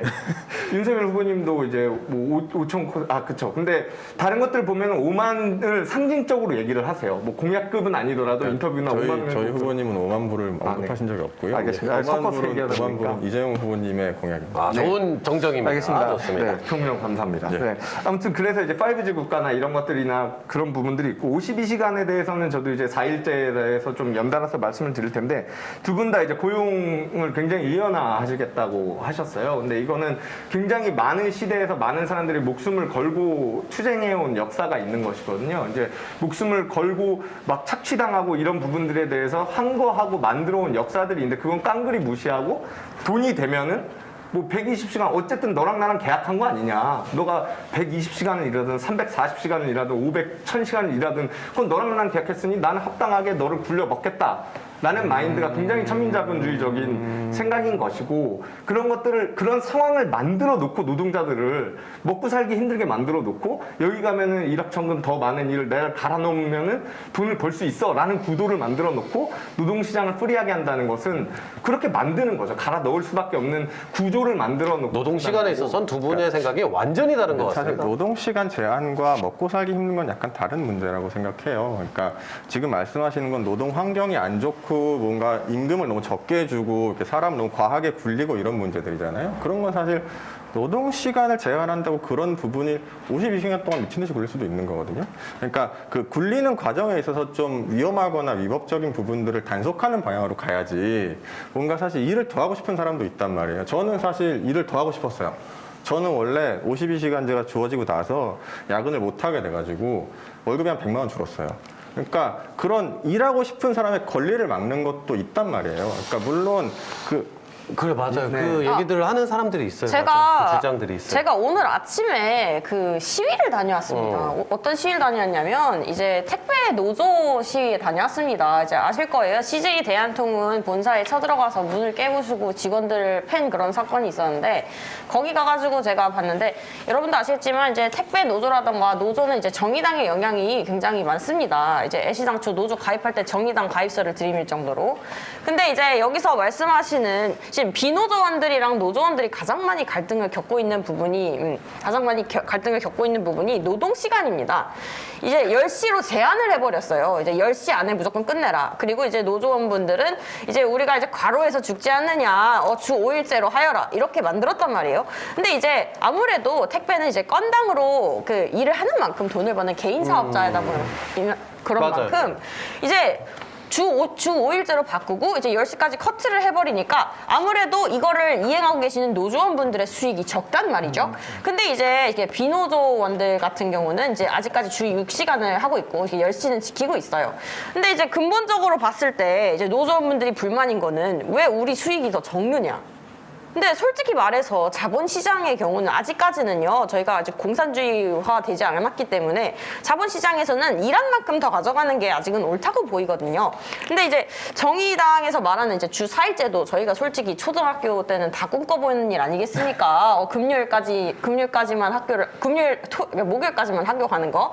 근데 이분들이 말하는 거는 노동 시간은 줄이면서 돈은 똑같이 받길 원한단 말이죠. 줄이기 전과. 그게 문제인 것 같습니다. 그러니까 이거는 뭐 이제 사실은 오늘 뭐 거의 뭐 밤새 얘기해도 거의 6명 가지고 거의 뭐 밤새 얘기해도 충분히 얘기할 수 있을 만큼 굉장히 철학적인 주제이기도 하면서 실존하는 문제이기도 해요. 그리고 아주 첨예한 문제. 짧게 말씀드리겠습니다. 네네네. 분양만 뭐 하나 네, 좀 네. 강렬하게 소개해 주시고. 네, 그 부분에 대해서만 집어도 괜찮을 것 같아요. 네, 왜냐면 두 분 다 염두하는 부분을 저도 하고 있습니다. 근데 이 부분에 대해서도 저도 명확한 해답을 어떤 정책으로 갖고 있진 않지만 좀 공유하고 싶은 정신이 있어요. 뭐냐면 말씀하신 것처럼 그 둘이 싸울 수밖에 없는 구조를 봐야 된다는 거예요. 4일을 하면은 왜 돈을 못 받는 걸 전제로 하기 때문에 적게 일하고 적게 가져가라라는 것. 그러니까 권리라는 거. 그러니까 그 이상을 상상을 하진 않는 거예요. 그냥. 근로기준법의 제1 원칙이 동일 임금 동일 시간이거든요. 그렇죠. 근데 그 기준은 그러니까 그걸 입법부에서 어기겠다는 어기는 게 아니고 것이잖아요. 그 법을 만드는 거죠. 그러면 그러니까 최저임금도 법으로 만들고. 그 재원은 도대체 어디서 가져올 것이며. 근데 그쵸. 이번에 사실 주 5일, 죄송해요. 이거 저 되게 싫어하는 일이에요. 주사일제. 그래서 주사일제를 가지고 그 주사일제를 했을 때 동일 임금을 보전해 줄 때 재원을 어디서 가져올지에 대해서 언급하시는 분이 하나도 없는데 최초로 언급된 부분이 그 금융직 노조에서 이제 뭐 간담회 같은 걸 하면서 우리가 이제 뭐 주사일제를 하면 그 일자리가 더 생성되니까 세금으로 메꿔줘라 그랬거든요. 결국엔 아니면 세금으로 메꿔겠다는 재벌이 얘기예요. 돈을 더 내라. 근데 사실 금융직 노조는 현재 인터넷 뱅킹 같은 게 들어가면서 일이 줄어들고 있어요. 사람을 줄이고 싶어요. 그럼 주 4일제를 한다고 해서 절대 일자리가 늘어나지 않거든요. 맞습니다. 그러니까 결국에는 세금으로 메꿔야 되는 문제고 사람이 경제성을 창출하지 않는데 그걸 세금으로 메꿔준다는 건 되게 나라의 타격인 거거든요. 그래서 그리고 이제 그분들은 연봉이 평균 연봉이 9,860만 원이란 말이에요. 1억인 사람들의 연봉을 세금으로 메꿔주는 게 납득이 좀 흥분했다. 네, 저도, 납득이 잘 안 돼요. 저도 이걸 새겨들어야 되는 입장이고 뭐 이걸 거부하지 않습니다. 근데 다만 요 이런 비슷한- 부분까지만 이 진행할게요. 비슷한 논의가 저희가 초등학교 때 주 5일제가 됐거든요. 저 토요일에 근데 저는 그거를 그냥 논의의 바로 결론이긴 한데 주 4일제를 어떻게 하면 좀 현실화할 수 있을지를 좀 더 매력적으로 설명해 주는 게 제일 중요할 것 같아요. 네, 그것도 이제 차차 해야 되는 부분인데 그러니까 하도 길 거예요. 근데 언젠가 저희가 20년 뒤에 하면 주 4일제가 돼 있을 거라고 저는 확신합니다. 왜냐면 확신합니다. 네. 인간이 할 일이 많아지지 않을 거거든요. 확신하는데 그래요. 근데 그 주 5일제 갈 때도 나라 망한다 그랬어요. 네. 그러면 뭐 망했나요? 지금? 요 이슈는 네, 여기까지만 그런 느낌이 있기 이제, 때문에 네. 다음 주에 네. 이거 했으면 좋겠습니다. 근데 이거는 이슈 이것도 참 어차피 매력 있는 갈 얘기야. 미래다. 그러니까 내가 정리를 질문을 잘못 뽑았어. 이게 부드러워지고 재미있었는데 다시 딱딱해졌어. 근데 이거 되게 근데 괜찮은 맞아요. 토론이었어요. 예. 근데 좋은 것 같아요. 예. 네네. 자, 그러면은 저희가 또 네, 시간이- 마무리할 때가 되었죠? 시간이 근데 지금까지 뭐 금방이네. 네, 그러니까요. 아, 너무 아쉬워요. 예. 지금까지 쭉 했으면 예. 좋겠는데 이분도 이제 우리 또 앞에 계신 우리 스태프분들도 이제 금요일 밤이거든요. 아, 이제 그쵸. 빨리 죄송합니다. 퇴근을 해야 돼요. 예. 아우, 그 밤낮 우리가 이제 집에 고생하셨어요. 이제 집에 죄송- 가면 그만인데 여기 또 이제 정리를 하고 네, 뭐 안색이 이제 어두워지고 계십니다. 예. 자, 얼른 마무리하도록 할게요. 근데 뭐 아주 채팅창에도 네네. 사실 다 각자 다 여러분들 하나하나 의견이 다 뭐 틀린 생각이 어디 있습니까? 다른 생각이지. 천천히 얘기하면 굉장히 잘 좀 재밌는 시간이 될 텐데 제한이 있으니까 좀 저도 좀 아쉽습니다. 예. 네. 자, 오늘 뭐 민심쇼 저희가 또 함께 해봤습니다. 다음 주 금요일 8시에도 이제 함께 할 텐데 한 분 한 분 또 마무리 인사. 아우, 끝까지 또 이제 치열했고 오늘도 약간 이제 후반에는 텐션이 좀 떨어지셨어요. 여전히 좀 이제 거의 눈이 좀 거의 다 이제 감기셨는데 더불어민주당에서 오신 우리 전국 대학생위원장인 박영원 위원장님 어떠셨습니까? 뭐 지난주에도 후반부 가면 텐션이 많이 떨어졌죠. 제가 뭐 저기 6시부터 일정을 시작해서 어쩔 수 없는 것 같아요. 선거 때는 회의도 뭐 하루에 3개, 4개 있고 뭐 기획안도 많이 오고 결제 서류도 다 사인을 해줘야 되기 때문에 굉장히 바쁜 나날을 보내고 있습니다. 여러분들은 뭐 바쁘신 가운데 일상이 사실 바쁘잖아요. 맞아요. 뭐 후보의 공약이 어떤지, 후보가 어떤 생각을 가지는지를 잘 판단해서 이렇게 투표를 해주시면 감사드리겠습니다. 감사합니다. 네. 그럼 국민의힘의 이제 장능인 선생님께서 교수님께서 예. 교수님이죠. 오늘 네, 실제로. 교수님 오늘 어떠셨는지 아, 예, 저도 처음 와봐서 다양한 또 얘기도 듣고 이렇게 말씀 나눌 수 있어서 좋았고요. 그 이제 대선 얼마 안 남았잖아요. 그 보통 선거가 민주주의의 꽃이다 이러는데 꽃이 이렇게 색깔이 다 다양하니까 꽃인 것 같아요. 그래서 참 의미 있는 시간이었고 다음에 또 기회 되면 뵙도록 하겠습니다. 네. 감사합니다. 평상시 저런 말도 안철수 후보님이랑 굉장히 비슷한 것 같아요. 지금 약간 대자뷰 느끼지 않았어요, 우리 한정희님? 움찔움찔해요. 아, 또 우리 낯선 남자에게서 익숙한 향기가. 국민의당 전국 청년 부위원장 한정매 부위원장님 오늘 어떠셨어요? 예, 사실 맨날 캠프에 앉아가지고 도대체 우리 지지율 어떻게 하면 좋니? 뭐 이런 이야기 좀 어떻게 추진할까 이런 머리 아픈 생각만 하다가 와가지고 그냥 그래서 지쳐 있었는데 좀 각자 이렇게 자리에서 열심히 하시는 분들 보니까 의욕이 좀 생기는 것 같기도 하고요. 그 얘기를 항상 다들 하시는 것 같아요. 네. 나만 열심히 일한 게 아니었구나 이러고 되게 좋은 시간이었고요. 그 뭐 여기 되게 진행도 잘해주시고 되게 아름다우시고 좀 즐겁고 행복한 시간이었습니다. 감사합니다. 감사합니다. 예. 우리 김건태 위원장님과 계속 이렇게 그 리턴으로 이렇게 왔다 갔다 하시는 겁니까 이러면? 뭐 사실 김근태 위원장은 요새 많이 바빠가지고 뭐 얘기해 보겠습니다. 자, 그리고 우리 정의당 경기도당 부위원장인 예윤혜 부위원장님 오늘 또 2주 만에 나오셨는데 네, 두 번째 나와서 더 풍성한 얘기들을 할 수 있었던 것 같아요. 그래서 언제나 이제 다른 당, 다른 생각을 갖고 있는 사람들이랑 소통한다는 건 굉장히 유쾌하고 즐거운 일이고 오늘 또 뼈아프게 들어야 될 지점들도 많고 다시 생각해봐야 될 것들도 많이 배워서 시작부터 매웠어요. 예. 네, 깜짝 놀라서 뇌절이 처음부터 오는 바람에 큰일 날 뻔했는데 방송 사고 잘 안 나게 해주신 정말 죄송합니다. 이제 아니야, 저희 아니야. 팬들이 아니. 이제 장장인 저부터가 되게 좀 매운맛이다 보니까 이분들도 다 스파이시 하세요. 또. 죄송합니다. 이건 제가 아니, 대신 아닙니다. 사과드리도록 하겠습니다. 새겨드릴 말들도 있고 해서 잘 네네. 생각해보고 또 정의당의 미래를 위해서 또 다른 국민분들의 미래를 위해서 또 뭐가 또 최선일까 고민하는 또 정당이 되겠고 또 정치인이 되려고 하겠고 두 분 MC분이 너무 잘해줘서 뇌절 속에서도 정신 잃지 않고 할 수 있었던 것 같습니다. 감사드립니다. 고맙습니다. 자, 모두 다음에도 또 뵐 수 있었으면 좋겠습니다. 감독님도 사실은 더 이제 중간중간마다 이렇게 토크를 하고 싶어 하셨는데 제가 이제 시간이나 어떤 이제 진행 때문에 자꾸 이제 네네. 커트를 해야 돼서 저도 참 괴로워요. 예. 그냥 나중에 저도 한번 게스트 자리에 앉혀주시면 안 돼요? 저 진짜 잘할 수 있습니다. 그러면 당에서 직책을 네네. 가지고 오세요. 입당을 하신 다음에 약간- 청년 정치인으로 나오시면 돼요. 아니 국민의당 근데 청년 서포터즈 어떠세요? 아니 어떠세요? 안 그래도 저 들어오라는 제의가 되게 많이 들어와요. 어디로? 아니 국민의힘이죠. 국민의힘에서? 국민의힘 쪽으로 이거 들어가라는 썸네일각 아닙니까? 정치하라고 그러는데 저는 솔직히 저는 정치할 그릇이 못 된다고 생각하거든요. 왜죠? 왜냐면 저는 너무 극단적이에요. 저는 이게 극단적인 사람은요. 물론 이제 다른 사람의 얘기를 듣기도 하지만 저는 고집을 꺾지 않기 때문에 이런 사람은 당 대표할 거 아니면은 당 대표도 너무 안 고집 세면 돼요. 지금 문제가 네. 많잖아요. 그렇다 보니까 저 같은 성격은 정치하면 안 된다고 생각합니다. 이렇게 훈수만 두는 걸로. 한수만 드는 네네. 걸로. 그러면 아유. 다음 주 금요일 저녁 8시에도 네. 우리 훈수를 두는 감동란님과 함께 할 수 있으니까요.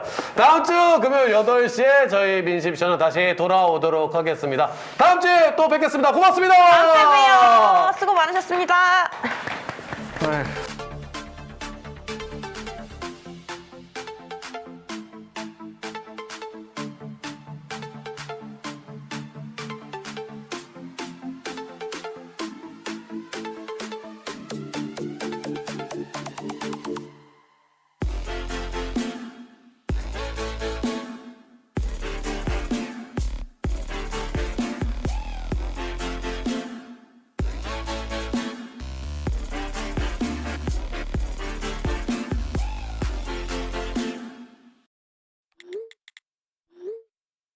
CU 택배 상품권? 택배는 CU 택배 상품권으로, 끼니는 CU 모바일 상품권으로. 와우!